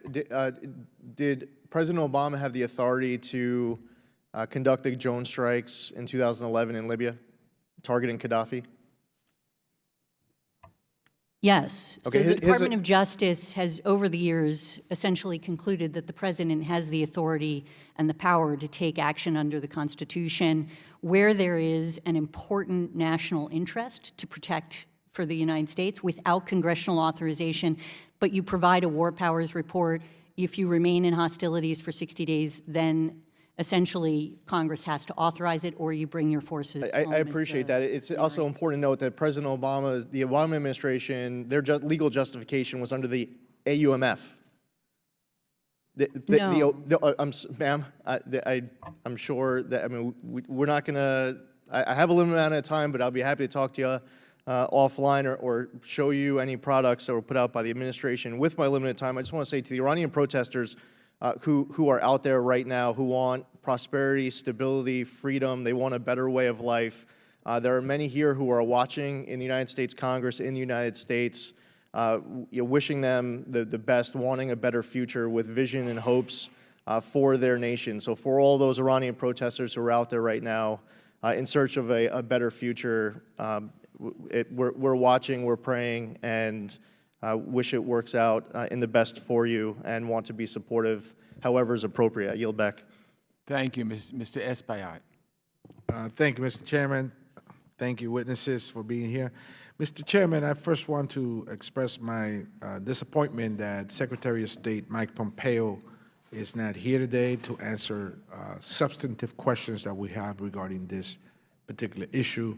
He's here when he comes every year for budget issues, as I'm sure he will be coming around in a couple of months. And we have been very supportive of increasing the budget for the State Department. In fact, while facing dramatic cuts, we had a bipartisan effort to ensure that the State Department continues to be funded robustly.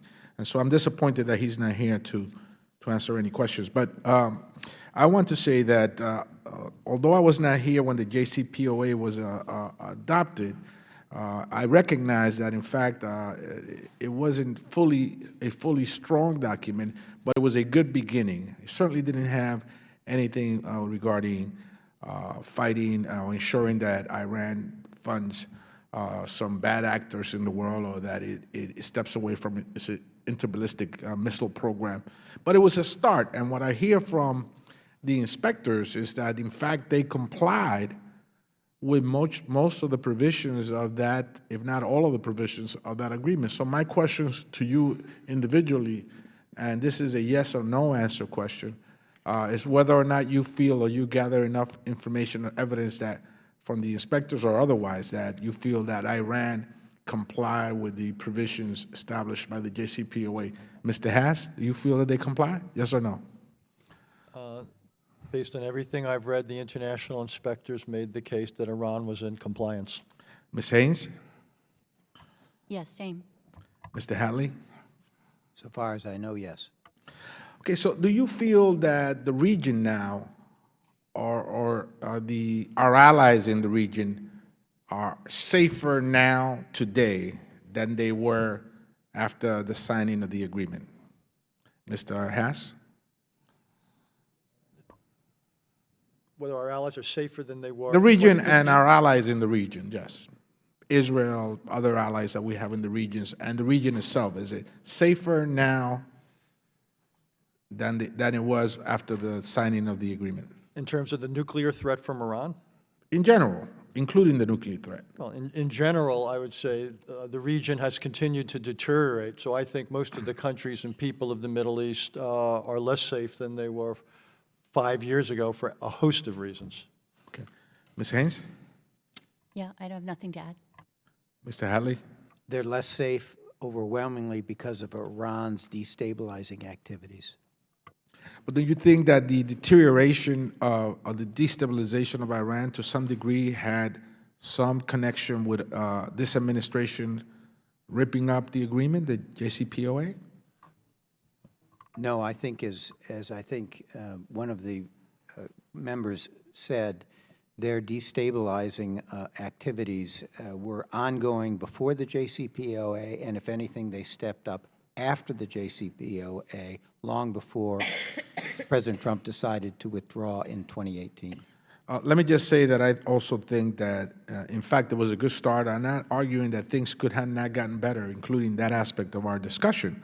But it was a great start, and to rip it up and sort of like go to ground zero and start again, and throwing our allies under the bus, we assembled one of the most impressive coalitions of foreign governments to fully back this agreement, and we walked out on them and we threw them under the bus. I don't think that we're going to be able to assemble them again for any significant operation there. Do you think that we can assemble them again, Mr. Haas? I think so, and I hope so. I'm not nearly as pessimistic as you there, and again, today's reports suggest that the allies are not walking away from the need to work together to contend with the Iranian threat. Let me say 30 seconds very quickly, Congressman. I think it's possible to have doubts about the JCPOA, to see it in some way as flawed, at the same time to be critical of the administration for having exited it unilaterally. I think it's possible to manage both thoughts simultaneously. Ms. Haynes?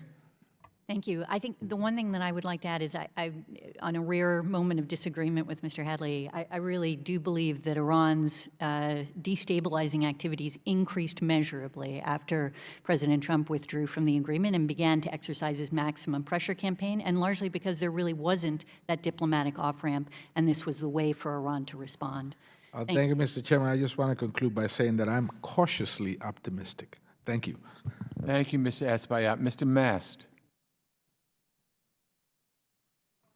Thank you, Mr. Chairman. I think there's been three fundamental questions that have been posed by many on both sides, and the panel, and that was it wise, was it imminent, and was it a choice?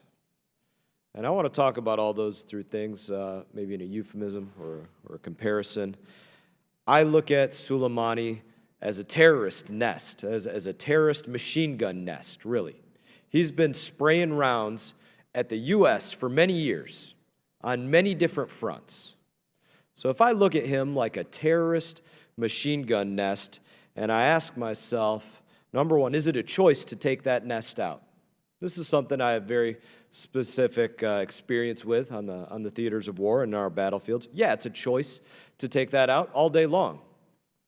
But it's not really a choice when you consider that if you leave that there, walk around it, ignore it, that somebody else is going to come across that nest eventually, and they're going to get shot at. You want to ask, is it wise? Well, I think it probably always defies conventional wisdom to go out there and attack a machine gun nest. But that doesn't mean that it doesn't have to be done. And then you want to ask, is it imminent? Well, just because this machine gun nest might be taking a moment to reload, that doesn't mean that it's not an imminent threat. It just got done firing rounds over at our embassy. Over the last number of years, it had been working to attack our service members time and time again. Just because it was taking a breather to reload, that didn't mean it wasn't an imminent threat because it wasn't literally pushing the button on something.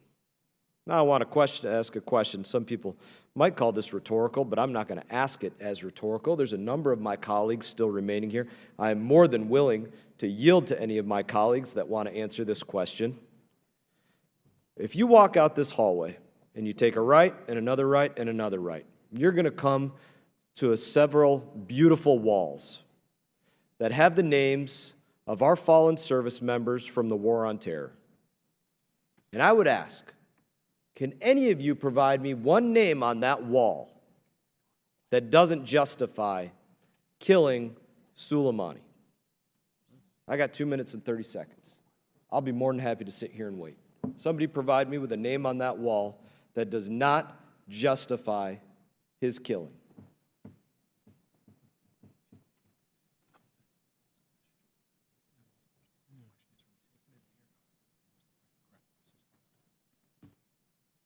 Well, the gentleman may continue. I'm continuing, Mr. Chairman. I got 2 minutes remaining. I will sit here and wait for somebody to provide me with a name on that wall that does not justify the killing of Soleimani.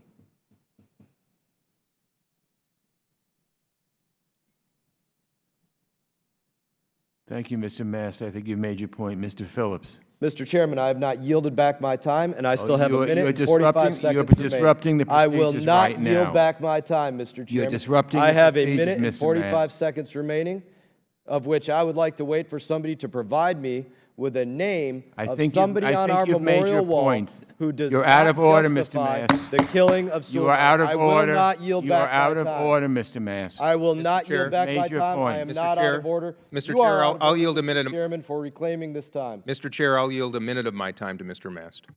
Oh, he's got time. Thank you. Thank you, my colleague. I appreciate it.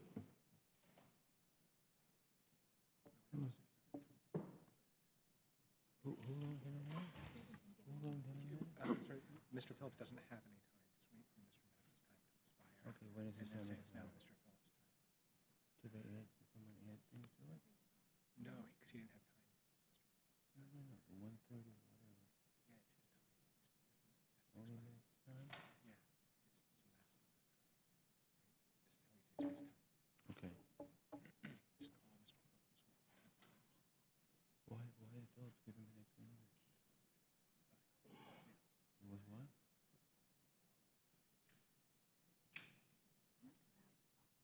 So is that the thing here? Yeah, so Phillips has a right to say, so he didn't have any time. Yeah. It's Mass's. Okay. He has a right to wait it out. Okay. And then you can call Mr. Phillips once it's done. Just tell me when.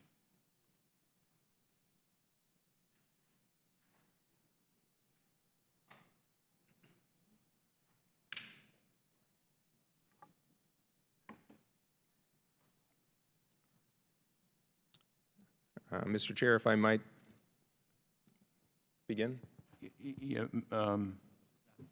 Thank you for yielding me your time, although I did not yield my time back. I thank you. I will note that there was no response of one name offered that did not justify the killing of Soleimani. Thank you, Mr. Chair. Thank you, Mr. Mast. I'm grateful that you took that time because you humanize an issue that all too often is not. And having just returned from the Arabian Gulf, visiting bases with many of my colleagues sitting in here right now, Mr. Zeldin, Mr. Fitzpatrick, Mr. Cicilline, I come to you and to this hearing with everybody with whom we met on those bases on my mind. I want to start by echoing my colleagues' disappointment in the fact that Secretary Pompeo chose not to come today. I say that not politically, but from a governance perspective. And I've appreciated today's debate and conversation. I think good arguments have been made on both sides, but I do not want to cover the same ground. I want to talk about something that I think we have to, and that is our authorizations, our AUMFs. We, of course, have two in effect right now, the 2001, 2002. And I want to ask each of you, if you believe, in light of the current circumstances in the Middle East and in the Gulf region, if it is time to craft a new AUMF, and if so, how should we do so? What should its components be, and how might we begin looking at that? Dr. Haas, if you might begin. The honest answer is I haven't thought it completely through, but I am increasingly inclined in the direction of yes. That ones that simply deal with threats from terrorism or obviously Iraq are inadequate. And we've already discussed here today two scenarios involving Iran. One is the possibility that Iran breaks out significantly from the 2015 JCPOA, and we're faced with a consequential decision whether to undertake a classical preventive military strike. The other is to deal with situations where Iran continues to attack its neighbors or continues to attack U.S. individuals or forces through using whatever set of tools, and we decide it's important to retaliate. So, we don't need an AUMF, just to be clear, for situations where imminence is in play. Of course. That's the right of self-defense. So let's take that off the board. So the real question is whether we would need an AUMF. And I increasingly think yes, in terms, because of the nuclear situation. I think it sends some useful messages to Iran about our collective preparedness. I don't think war powers is adequate, because war powers gives the administration, war powers is the wrong approach for two reasons. One, it allows administrations to act unilaterally, and then it raises questions about our staying power. So I think war powers is counterproductive for both reasons. I do think, though, that it would be very smart that if an AUMF were passed, that it be effectively coupled or passed simultaneously with the introduction of a new diplomatic initiative. Indeed. And I think the two could very much go hand in hand. That is my tentative thinking, but I think you raised a big question. Thank you, and sir. a good one. Ms. Haynes. Thank you, Congressman. I do think this is a critical issue, and the sort of opportunity for Congress to get more involved in shaping what, in fact, the authority for the use of force abroad is critical in my view. I think, as an initial matter, I think you should be replacing the 2001 AUMF that relates to counterterrorism. I think it is time for that to be updated and to be consistent with how Congress believes the administration, and successive administrations should, in fact, prosecute that conflict. I think that the Iraq AUMF, the 2002 Iraq AUMF, should be repealed. That's something that we voiced our support for in the Obama administration, and the president then called for. I'm not aware of any military operations that have to rely on that AUMF. And I think this question of what should be the authorization to use military force against Iran, if at all, is one that, in many respects, it seemed to me that your concurrent resolution passed recently, the Slotkin resolution, is one that sort of lays out what you view to be the situation right now, and does so quite eloquently in the context of the current crisis, in a sense, with Iran. So I would support seeing that come to a vote, but taking further action on the existing AUMFs and expanding. Thank you, sir. We've got about 15 seconds, Mr. Hadley. There are new circumstances, there are new contingencies. If you could get agreement on AUMF, it would provide a firmer foundation for action if it was required. There's an awful lot of confusion here. This whole issue about imminent attack is not an issue about the president's constitutional authority, which is much broader than that. It really comes as a function of international law. I don't know why it is so front and center the way it is. And I would say the AUMF has to be in that process. Be careful that not only vindicating congressional authorities, but providing enough flexibility for the president to act. And to say the president could only act, for example, under the basis of an attack on America or an imminent attack is much too narrow and would, I think, be real folly. Thank you, sir. Thank you. I yield back. Mr. Fitzpatrick. Thank you, Mr. Chairman. Thank you all for your service. Thank you for being here today. Regarding the JCPOA, would you or would you not agree that for such an agreement to work, the signatories to that agreement, the members of that agreement, must be telling the truth and acting in good faith? Mr. Haas? It sounds like the sort of, I must be missing something. Would that be different than any other international agreement? I'm just saying, for this one in particular. Well, I mean, Do you believe that those two qualities must be present for an agreement if I to work? may quote Mr. President Reagan, you trust but you verify. I have no, I assume countries go into international agreements for any number of reasons. In some cases, they may want to deceive. That's why there has to be adequate verification. I don't take anyone's word for it. But do you believe that we should assume in entering such an agreement that the signatories are acting in good faith? I would not assume that. That's why I believe verification and monitoring are essential. Ms. Haynes? Yeah, I mean, I think as Dr. Haas is reflecting, in many agreements, for example, in the context of arms control, and the JCPOA is no different, the fact is you don't trust the partner across the table from you, in a sense. You're trying to construct a regime that gives you the confidence, nevertheless, to take certain actions in order to manage a threat. Mr. Hadley? I have nothing to add. Yep. What I'm getting at here to the panel, do you believe that the Iranian regime tells the truth and acts in good faith? With this agreement, they complied with it. I do not believe, however, in any way they gave up their long-term goal of preserving the option to develop a nuclear weapons capability. Would that be a yes or a no, sir? Well, Congressman, not every question lends itself to a yes or no. They were complying with the letter of the agreement. I do think Iran was preserving its nuclear weapons options.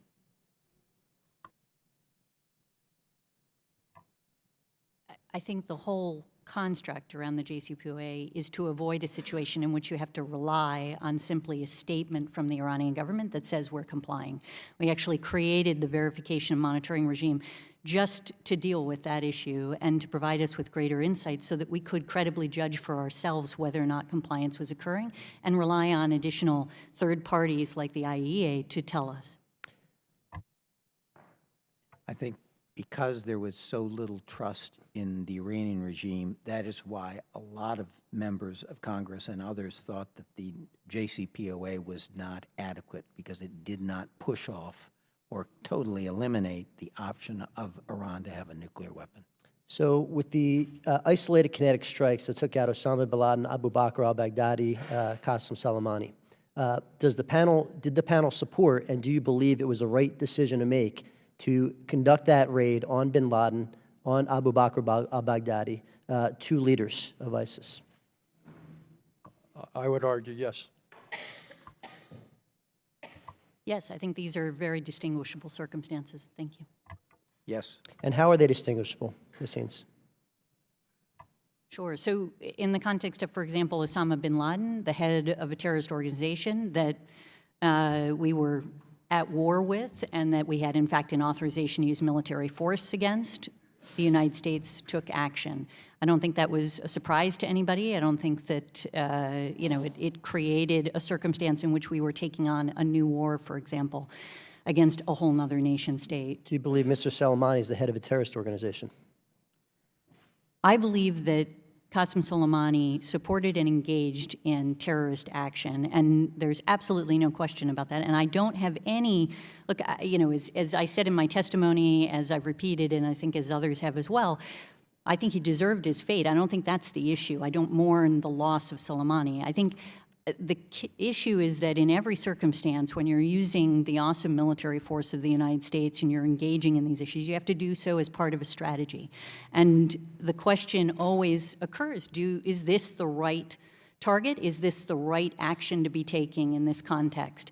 And I think, you know, as I've already identified, a whole series of consequences that I believe were actually undermined the overall objectives that both prior administration and this administration had. Mr. Chairman, I have other questions, but I want to yield my remaining 30 seconds to my colleague, Mr. Zeldin. I'll let you. Yes, go. I'll yield back to Mr. Fisker. Okay, Mr. Chairman, I yield. Yield back? Okay, gentleman yields back. Ms. Omar. Thank you, Chairman. Thank you to the panel. With running between committees, it's really hard to be here and to hear many of the questions and the testimony that you all gave. Sorry if this question had already been asked and if you'd all have given an input to this. But Dr. Has, I know that you've been somewhat critical of the JCPOA. Your perspective is that it's too short term. And so I'm wondering, what should a deal look like? I think it's important to be clear about what a deal could realistically include and what it could not. I think it could include longer-term limits, ideally open-ended limits. I don't see why Iran should have the right to get close to developing a nuclear weapon in 50 years or 75 years. So I would prefer open-ended efforts, but if not that, many decades. I think it should include ballistic missiles. I think it should be verifiable. I think it has to involve sanctions relief. And I think, though, that other aspects of Iranian behavior in the region should be dealt with other ways. I don't think it's realistic to build a quote-unquote grand bargain that would resolve all of our concerns with Iran. In my experience, all-or-nothing diplomacy tends to yield nothing. Yeah, I appreciate that answer. And so to you and maybe to the rest of the panel, I'm wondering, why would Iran, after we unilaterally left the JCPOA, assassinated Soleimani, destroyed their economy with our sanctions, threatened to bomb their cultural sites, why would they be willing to enter into a better deal with us at this moment? The reason they might is, as you know, governing is about choices. The economic sanctions are having a significant toll. They could conceivably threaten the viability of the government and the revolution. So I would think that if Iran is offered significant sanctions relief, that might be something that they would countenance. They say they don't want nuclear weapons. So it ought not to change that. So I think the question is, if we can present them with a choice, I wouldn't rule out one other thing. I think we probably would need to have it voted on by the Congress. They would need to know that the next deal is not something that this or any president could unilaterally overturn. I would think they would want to have the confidence that it was truly embedded in the policy of the United States.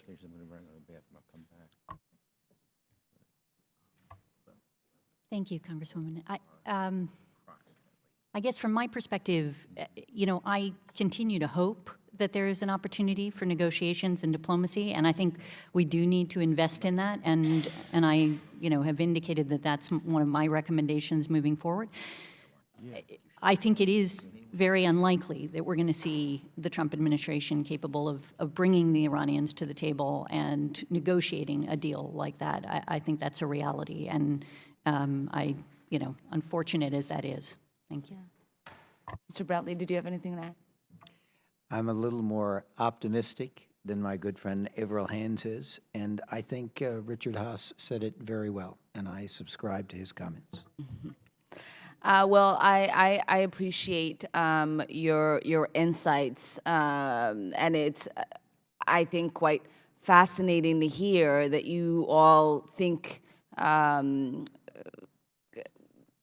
critical sanctions relief package would be on the table for Iran if it was to re-engage, more significant than that was part of the GCPOA. I'm sure that's excellent. And it seems as if there are opportunities to negotiate. So I hope that cooler heads prevail and that we deploy diplomacy and look at using many of the tools that we have in our toolbox.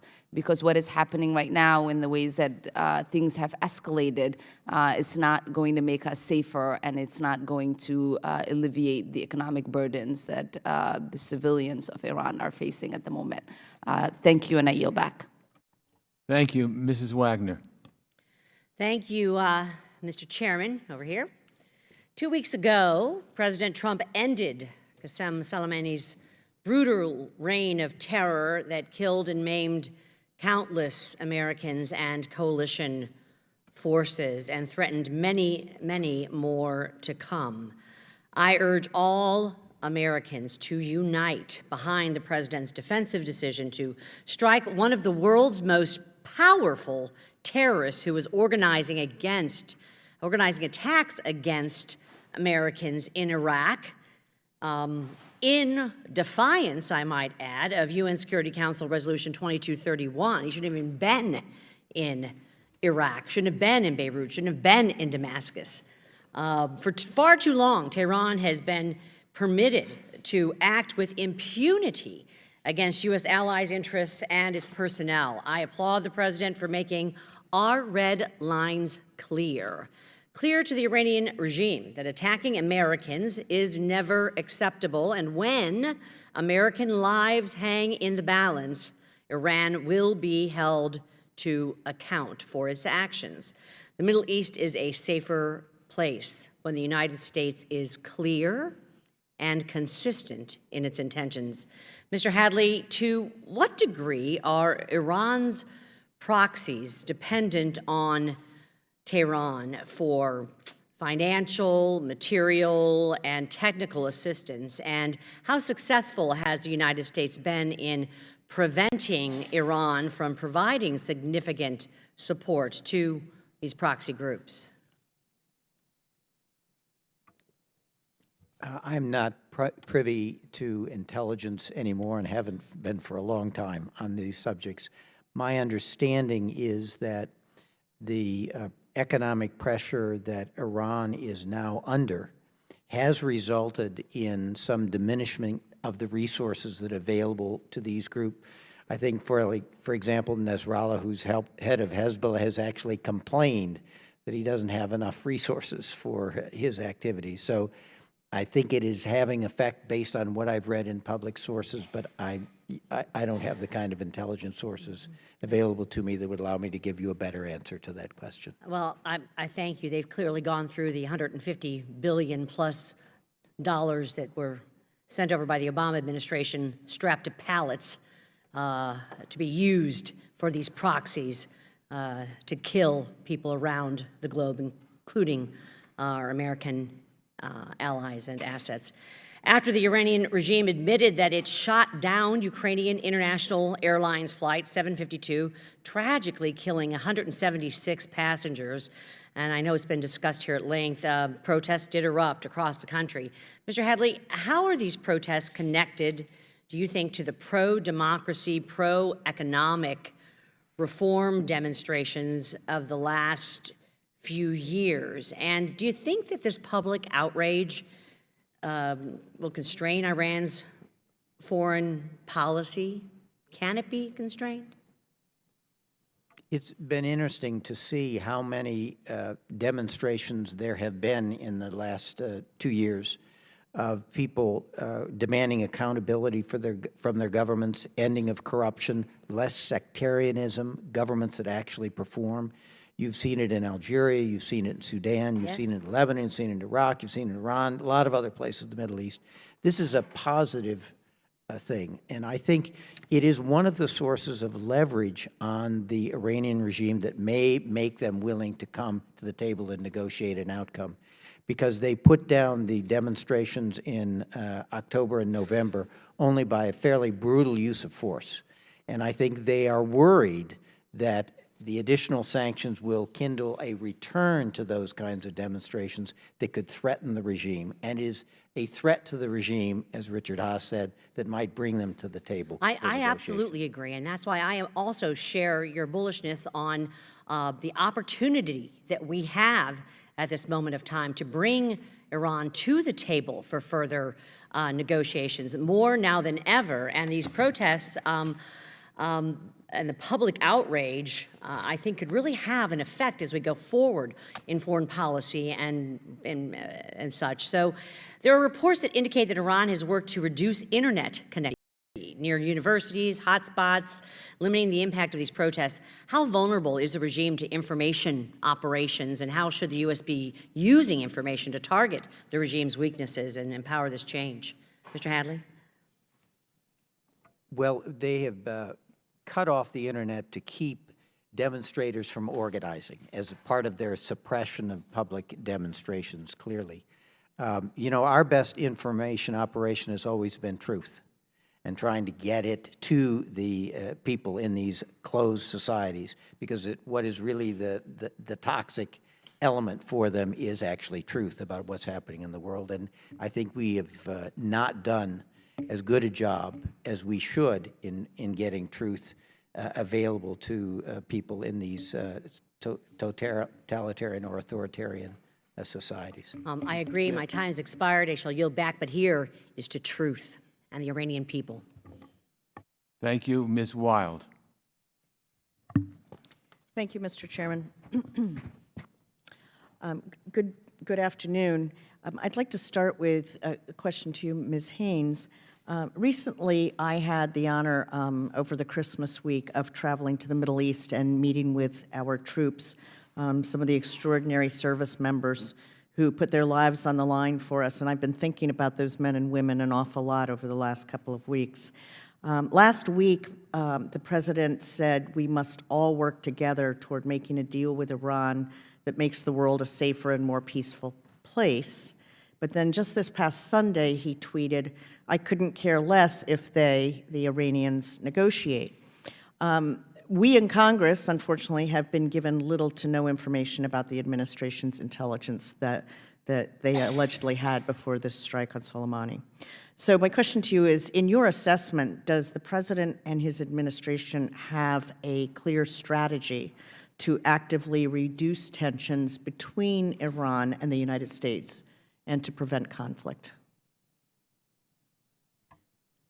I think I was as encouraged as you were by the idea that they are interested in negotiating something diplomatically. I have to say, I mean, I haven't seen anything that puts together a broader strategy that would actually be likely to result in the kind of negotiations that I could imagine, hopefully, happening in the future.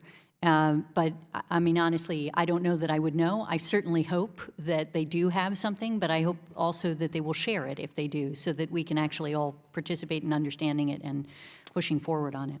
So I take it from your response that you have no greater information than we do here in Congress. And as a result, you wouldn't be able to answer my follow-up question of whether the United States national security is stronger now than it was a few weeks ago. Yeah, I mean, I've made a case in my testimony that it's not, that I think that the action that was taken really further undermines the objectives that at least have been articulated by this administration and are actually quite consistent with the prior administration's objectives for the region. And I think, you know, it's unfortunate that we're in the place that we are, and obviously, you know, all of us need to come from here and try to make the best out of it that we possibly can. But I do think we're less safe in many respects as a consequence.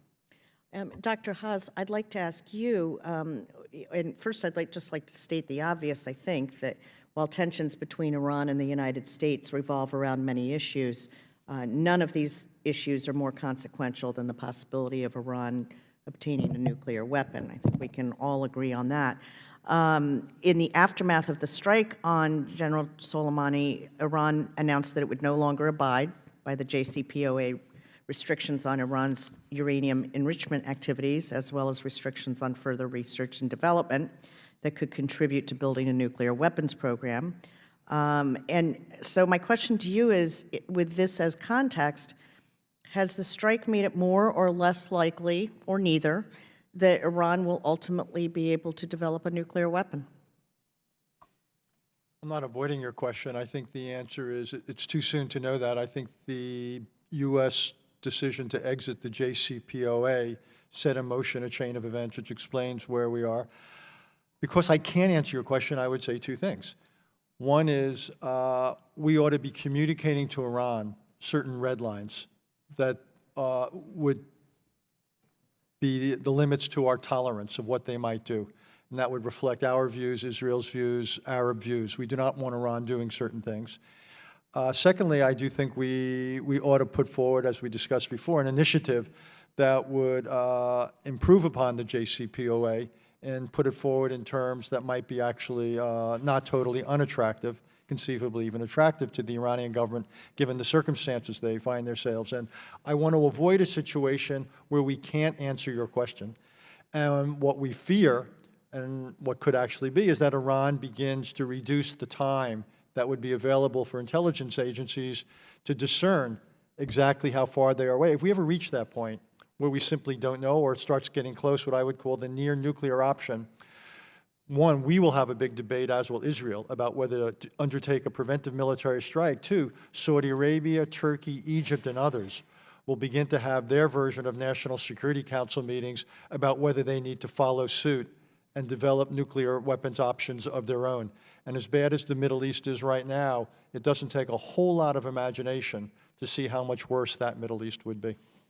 So you used the term red lines, and a few minutes ago, my colleague, Ms. Wagner, used that same term. And I just realized that I'm out of time. I apologize, Mr. Chairman, and I withdraw the question. Thank you. Gentlewoman withdraws the question. Thank you. Mr. Watkins. Thank you, Mr. Chairman. Thanks to the panel for being here. Just a couple of comments. I want to express my full and complete support of our president. I think President Trump has done an outstanding job transitioning from a strategy of appeasement to one of credible deterrence. And I also want to express support and hope that we can muster solidarity behind the Iranian protesters. I spent many years working in Iraq and Afghanistan, and so from the perspective of both a military officer and or former military officer and a defense contractor, I think that perspective and voice might be worth hearing. When it comes to military operations, they need many things, but two things that they certainly need are speed and secrecy, or the ability to deliver in a clandestine nature. This body is incapable of both of those, of either of those things. And so when it comes to if it were a just kill, I understand the importance of striking fast and striking hard. And the justice of killing Soleimani is without question. If you were to ask me or a number of military personnel in Baghdad to strike a designated insurgent who is responsible for killing 600 of our brothers and sisters, and they were headed down Route Irish, we would grab our guns and we'd go kill them. And if that's wrong, we wouldn't want to be right. And it saddens me that we can't rally behind that. And over the mere fact that some of his compensation apparently came from the government of Iraq. I mean, think about that. That constitutes the fact that he was great. He's an employee of a country. Well, he's the world's leading sponsor of terrorism. So, listen, nobody wants war, particularly the American soldier, because he or she needs to fight in it. But I think I speak certainly for a lot of people that I knew when I say that the world is a safer place with one less insurgent in it. And for that matter, when it comes to safety and the very nature of credible deterrence, when we're conducting operations, you want other insurgents, you know that they can see you. You want them to know that should anything happen to you, if they want to take the risk of striking you, then a Reaper drone is going to rain hellfire down on them. And moreover, to those low-ranking foot soldier insurgents throughout the world, whatever country they're in, Syria or Lebanon or Al-Anbar, Iraq, wherever, you want them to second-guess when their choices, because if we could take out your general, we could sure as hell kill you. So I'd like to close on just reiterating my full and complete support of President Trump and his choice to go with a credible deterrence strategy, and that is in fact the strategy. I'd like to say that I've heard Soleimani being described as a martyr. Martyr is somebody willing to die at the hands of an oppressor for his or her beliefs, not a ruthless killer. I appreciate that, and again, I want to voice support for the Iranian protesters. God be with them. Thank you, Mr. Chairman. Sorry, I yield the balance of my time to Mr. Zeldin. I appreciate that. Thank you, Mr. Watkins. Ms. Haynes, we got rushed in our exchange there towards the end of my 5 minutes, and weren't able to do that important topic justice there at the end. So the Obama administration had airstrikes in Libya in 2011 as well as after 2011. The final decision making for that process for the strikes after 2011 were use of AUMF targeting ISIL. The final decision in the airstrikes in 2011 was under Article 2, correct? So the initial use of force in Libya that I thought you were referencing was not done under an authorization to use military force. It was done under Article 2, as you indicated. There was a War Powers report that was provided to the Congress, and then there was essentially a discussion with the Congress on whether or not we continued to be in hostilities. And then there were, after the fall of Gaddafi and further action in the context of Libya, there was a shift, in a sense, of what the conflict was about and what the targets were, and effectively what we were trying, the threat we were trying to address. And some of it came under the 2001 AUMF, not just with respect to ISIL, but Al-Qaeda and associated forces. Yep. I just want to make sure we get on the same page. Thank you. I yield back. Mr. Allred. Thank you, Mr. Chairman. I want to begin by expressing my disappointment that Secretary Pompeo is not here. With the shifting rationales that the American people have been given for this strike, I think it's important that we have a public viewing and discussion about what went into this. And I think on this committee, we're going to have to be as aggressive as necessary to make sure that we're able to perform our oversight function. And I want to thank the members of the panel for being here today. I know you probably had other things planned. We appreciate you making time. I'm worried that this action has made us less safe, but I'm also worried about the reputational damage that it's done. For years, Democratic and Republican presidents have urged countries to avoid cultural and historical sites in wartime. It's against, of course, the laws of war, and it's also morally wrong. But just last week, of course, President Trump tweeted that the U.S. may strike Iranian cultural sites if Iran escalated the conflict further. Though, of course, the Department of Defense appeared to walk those comments back, Trump's remarks were widely publicized and, of course, widely criticized as well. To each of you on the panel, I just want to ask you, how do you think the people of the Middle East view those statements? How does that impact our reputation in the region? How does that undermine our ability to reach any further agreements to try and de-escalate? Dr. Haas, you want to begin? As is implicit in your question, it obviously doesn't help. Like I think our reputation has taken a hit several ways here. One is the mention you had, sir, of culture, the possibility of targeting cultural sites, which would also be inconsistent with what many of your colleagues have mentioned about our desire to side with the Iranian people. going after cultural sites is not going to help us in that undertaking.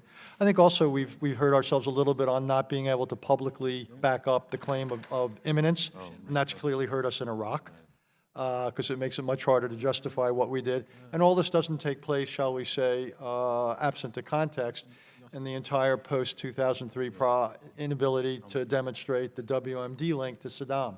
So I think what we have done is created questions about our reputation, and I think that we will pay a price for that.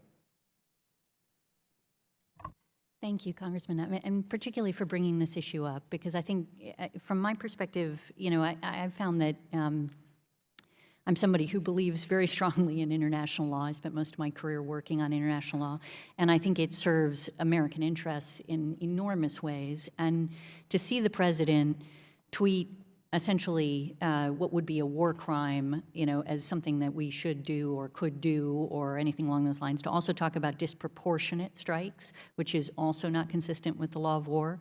You know, to take a position like that is not just, I think, of concern to the region, but also deeply depressing, frankly, for the folks in the U.S. government who are frequently out, for example, our military, out training other militaries on what the law of war is and how it is that we should respect the law of war and the kinds of issues that we deal with. And, you know, in the context of particularly targeting cultural property, which is really, it's so much more than, you know, destroying, obviously, the bricks and mortar that you're destroying, but it's an attack on the identity, on the memory, on the dignity of a society. And, you know, this is something that we spearheaded a lot of the international law on, and we have a convention, the Hague Cultural Property Convention, that we're a party to. We're also party to one of the protocols.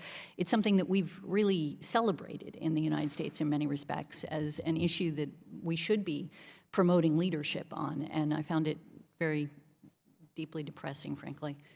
Thank you. Mr. Hadley? I think it was a mistake.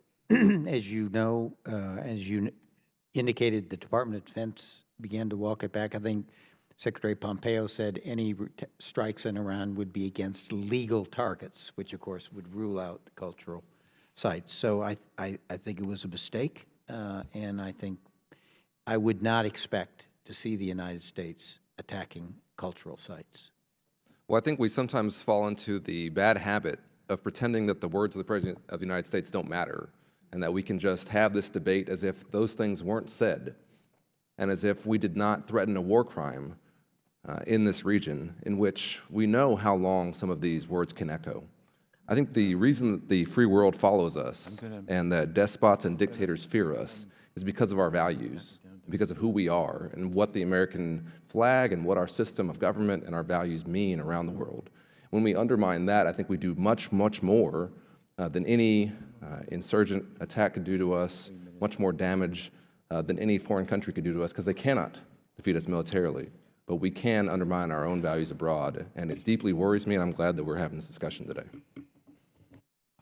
Thank you. I want to acknowledge an old friend, Congresswoman Sheila Jackson Lee, who was a member of this committee for many years in olden days when I served on it. So welcome back, Sheila. Good to see you. We have a vote, and what I could do is cut down everyone to 3 minutes to try to get in more people that we can. So let me start with Mr. Guest. Thank you, Mr. Chairman. Dr. Haas, you, in your written testimony, you do a great job of outlining some of the Iranian atrocities over the last 40 years, beginning with the 79 embassy takeover, the 83 bombing of the barracks in Beirut, the 96 Cobalt Tower bombings. You also set forth recent aggression, including attacks on shipping in the Persian Gulf, the downing of an American drone, the launching of missiles that hit the Saudi oil installations, the sponsoring of militias that attack bases in Iraq, the killing of an American contractors, and the recent assault on the American embassy. You go on further to say there is no doubt that Soleimani had the blood of Americans on his hand and was a force of instability in the region. And you actually state that Soleimani was, in fact, you say here, an evil person. And then you go on at the end of page 2 to talk about that the United States should have responded to recent Iranian attacks, such as the one carried out against Saudi oil fields with attacks on Iranian economic and military assets. What should the proper response should have been? It seems to me that you are stating here that the President's use of restraint actually emboldened Iranian aggression in the Middle East. And so what would the proper response and what response should we have taken, particularly militarily? It seems to me economically that we have imposed as many sanctions as we could possibly impose, and we could continue to impose sanctions from here till hell freezes over and have no additional benefit to those. So militarily, what response should the United States have taken after the Saudi oil fields were attacked? Two things, sir. One is I think we should have found an equivalent Iranian economic installation, and I would have supported the idea of attacking that. Two, I think it sent a very bad message to the region that we would not respond to an attack on a close partner, not like Saudi Arabia. I don't want to get the sense. I never want to communicate the sense that they are essentially adrift and they can't count on it. Thirdly, I think it raises questions for you all, and it gets back to the conversation we had previously about an AUMF that would provide a context for dealing with these kinds of acts of Iranian aggression. And Ms. Haynes, do you agree that the United States should have attacked Iran militarily after their assault on the Saudi oil fields? Yes, I think there should have been a response, and my view is very similar to what you've described of Dr. Haas's view, and as we've been saying here, that essentially by not responding in a way it can encourage some response, but the issue is again taking action to manage and to deter appropriately while trying to mitigate against the consequences that are additional to any action that you take. Does that make sense? And so would both of y'all then say that the President's use of restraint or great use of restraint you feel emboldened Iran to continue to attack American interests in the Middle East? Again, it's always hard to put yourself inside their heads, but my own take on it is yes, that they thought that they could act with a degree of impunity because they'd gotten away with shooting down a drone, attacking shipping, attacking the Saudis. I would expect there were people in Iran who basically say we can do certain things and the chances of an American physical response are modest. Thank you, Mr. Levin. Let me first say before Mr. Levin comes there, it's really interesting. It was just called to my attention that Secretary Pompeo doesn't have the time to come to this committee, but while we're holding this hearing, he did have time to go on Fox News. Oh, my goodness. Okay. Thank you, Mr. Chairman. Mr. Levin. Thank you all for hanging in here with us. Last weekend, National Security Advisor Robert O'Brien said that 2002 Iraq War authorization gave the administration the authority to launch the strike that killed Qasem Soleimani.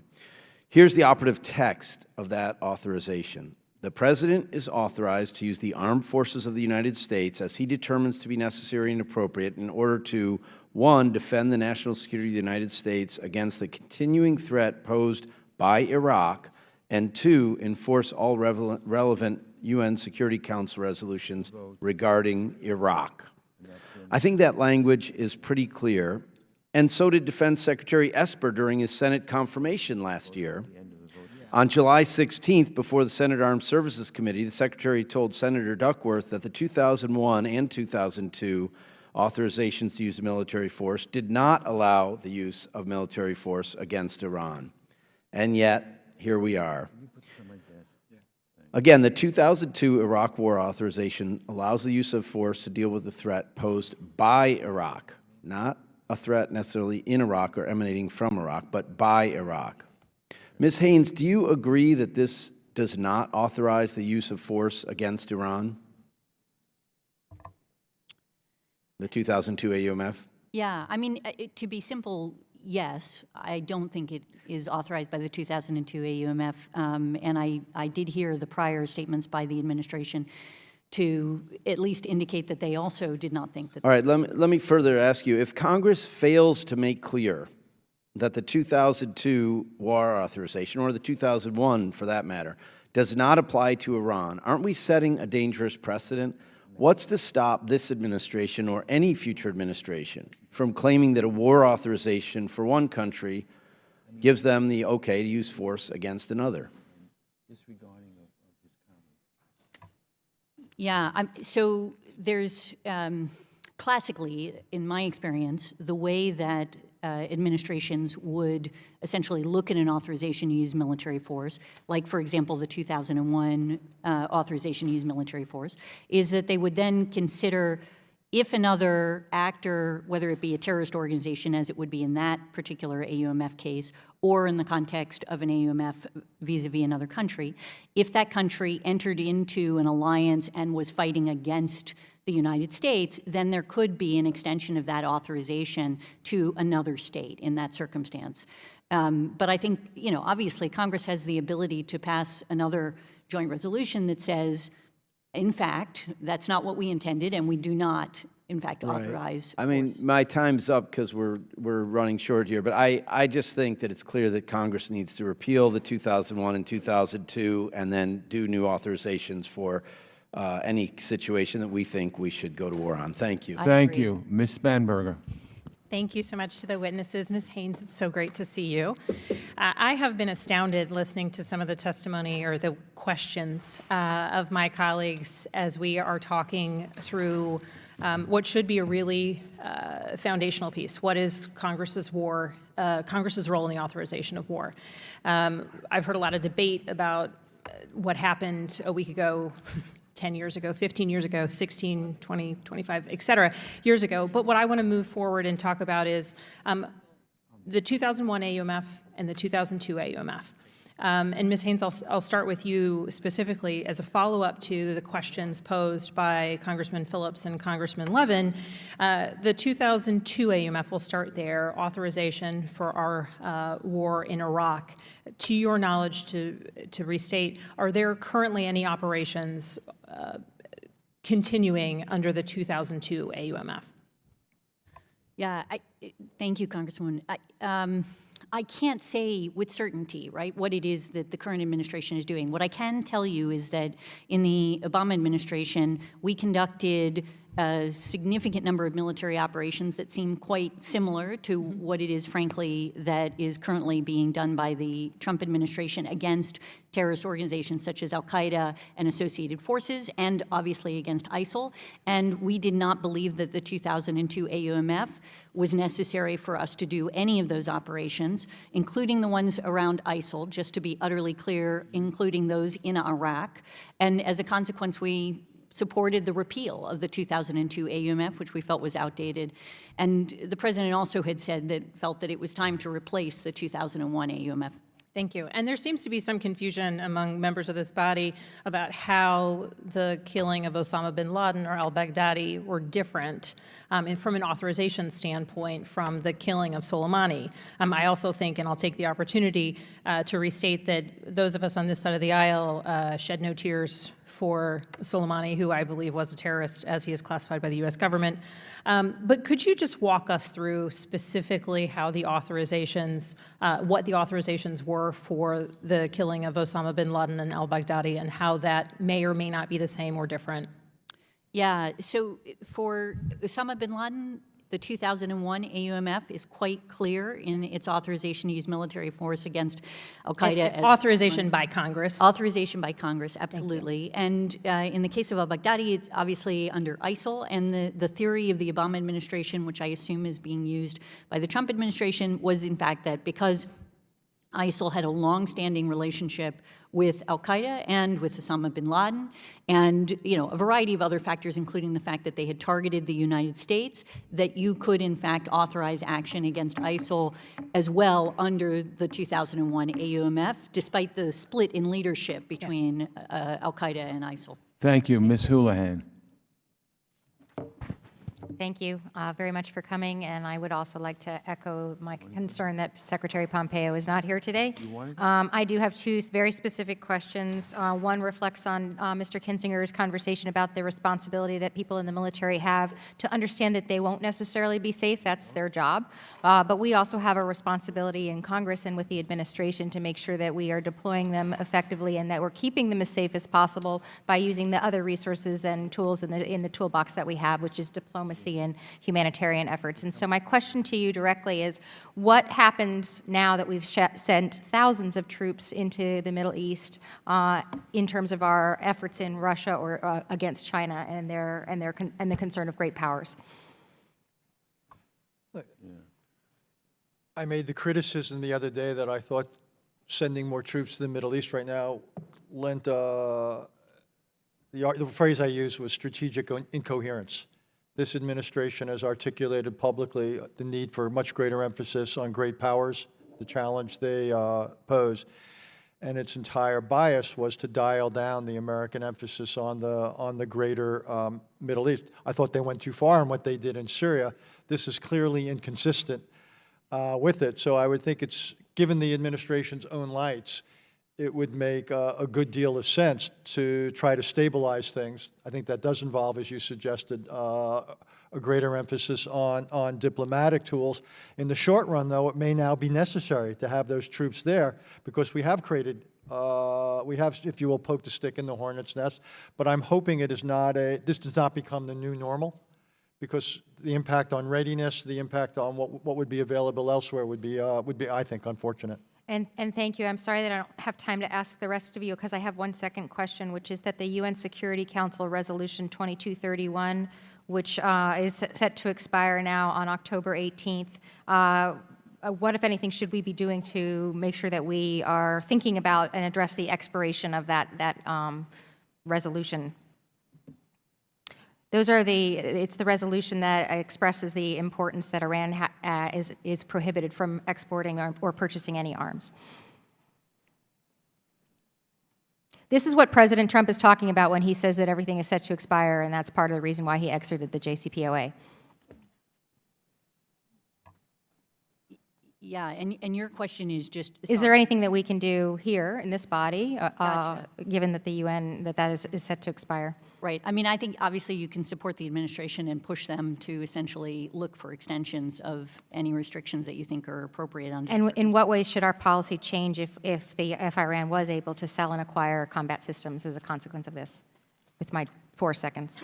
Yeah, I mean, essentially, as a preliminary matter, what you want to do is see what they do, and in fact, whether or not they can push out conventional arms more than they already do. We already have policy that actually tries to counter those issues as it is, and we would obviously want to increase, depending on whether or not they are increasing their exports of such conventional arms. Thank you. I apologize. Mr. Trone. Dr. Haas, just quickly, prior to the assassination, we had real protests in the streets against the Iran, and they had a war for over 8 years. 100,000 Iraqis died, 100,000 Iranians died, and we were moving in a little bit of positive direction on the anti-Iran feeling in Iraq. Now that's all swung back.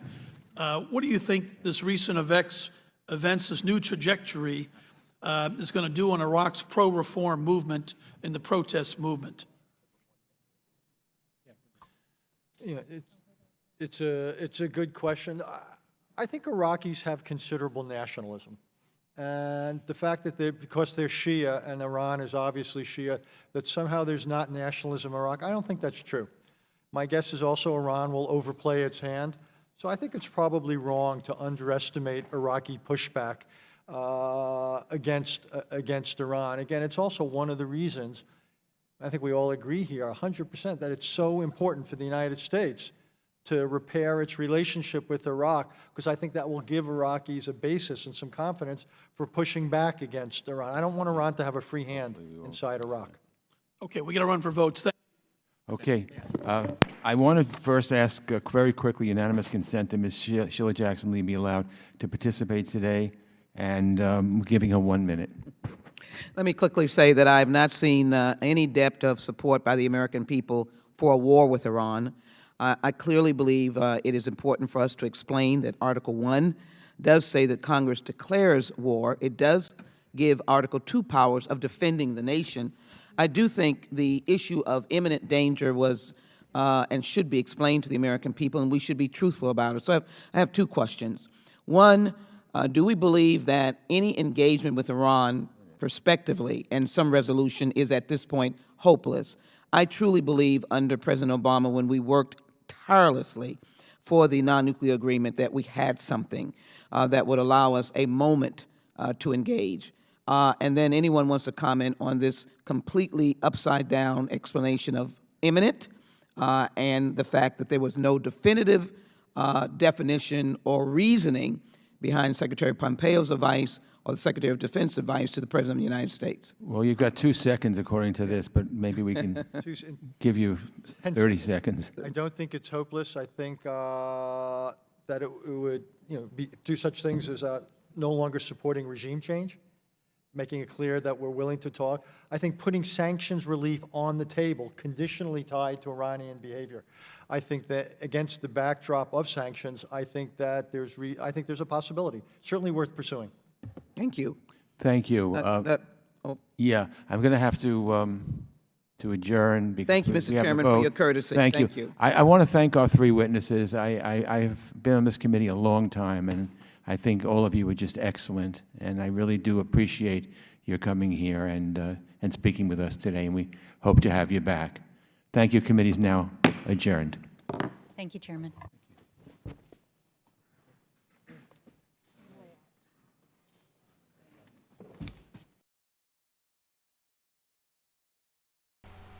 Okay, that was perfect timing because we have our other stream that we are going to be doing in just a few minutes. It's going to be starting at 12:45 Central Standard Time, and we are going to go over exactly what they're going to be talking about in the hearing before that happens. It is going to be regarding the banking system and a Reinvestment in Communities Act that was passed, and I believe it was 1977.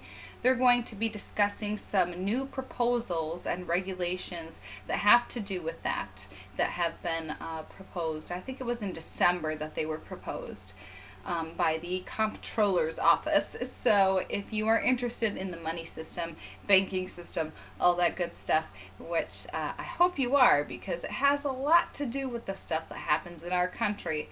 But if you are interested, then make sure that you are subscribed. Hit the red subscribe button. Turn on the bell notifications by hitting the little bell icon and select all notifications so you can be notified when we go live and when we upload videos and all that good stuff. And if you want to follow us on Twitter or Instagram, @GrowTheInfo is our name. And we try to put out USDA recalls and stuff whenever we see them. Timely information and little updates on Twitter and stuff. I'm still getting used to Instagram, so that's going to take a minute. And if you are interested in press releases and other things that the MSM is not covering, then make sure you check out our website, growtheinfo.com. I did just post a big press release list last night, and I was hoping to go over some of the headlines this morning, but I wasn't able to, so make sure that you check that out, especially if you are a creator as well, because there is good information on there for you to make all kinds of material with. So, thank you for watching, everybody, and I hope you have a wonderful day. And again, oh yes, as always, thank you for watching, and whenever you spend time here, every single minute, every single like, every single share makes a difference to the algorithms and helps to promote information instead of just like, the same narrative by the MSM. So, alright, I gotta go get this other stream going. So I hope you have a good day, everybody, and I hope that you join us for our next stream on the banking system.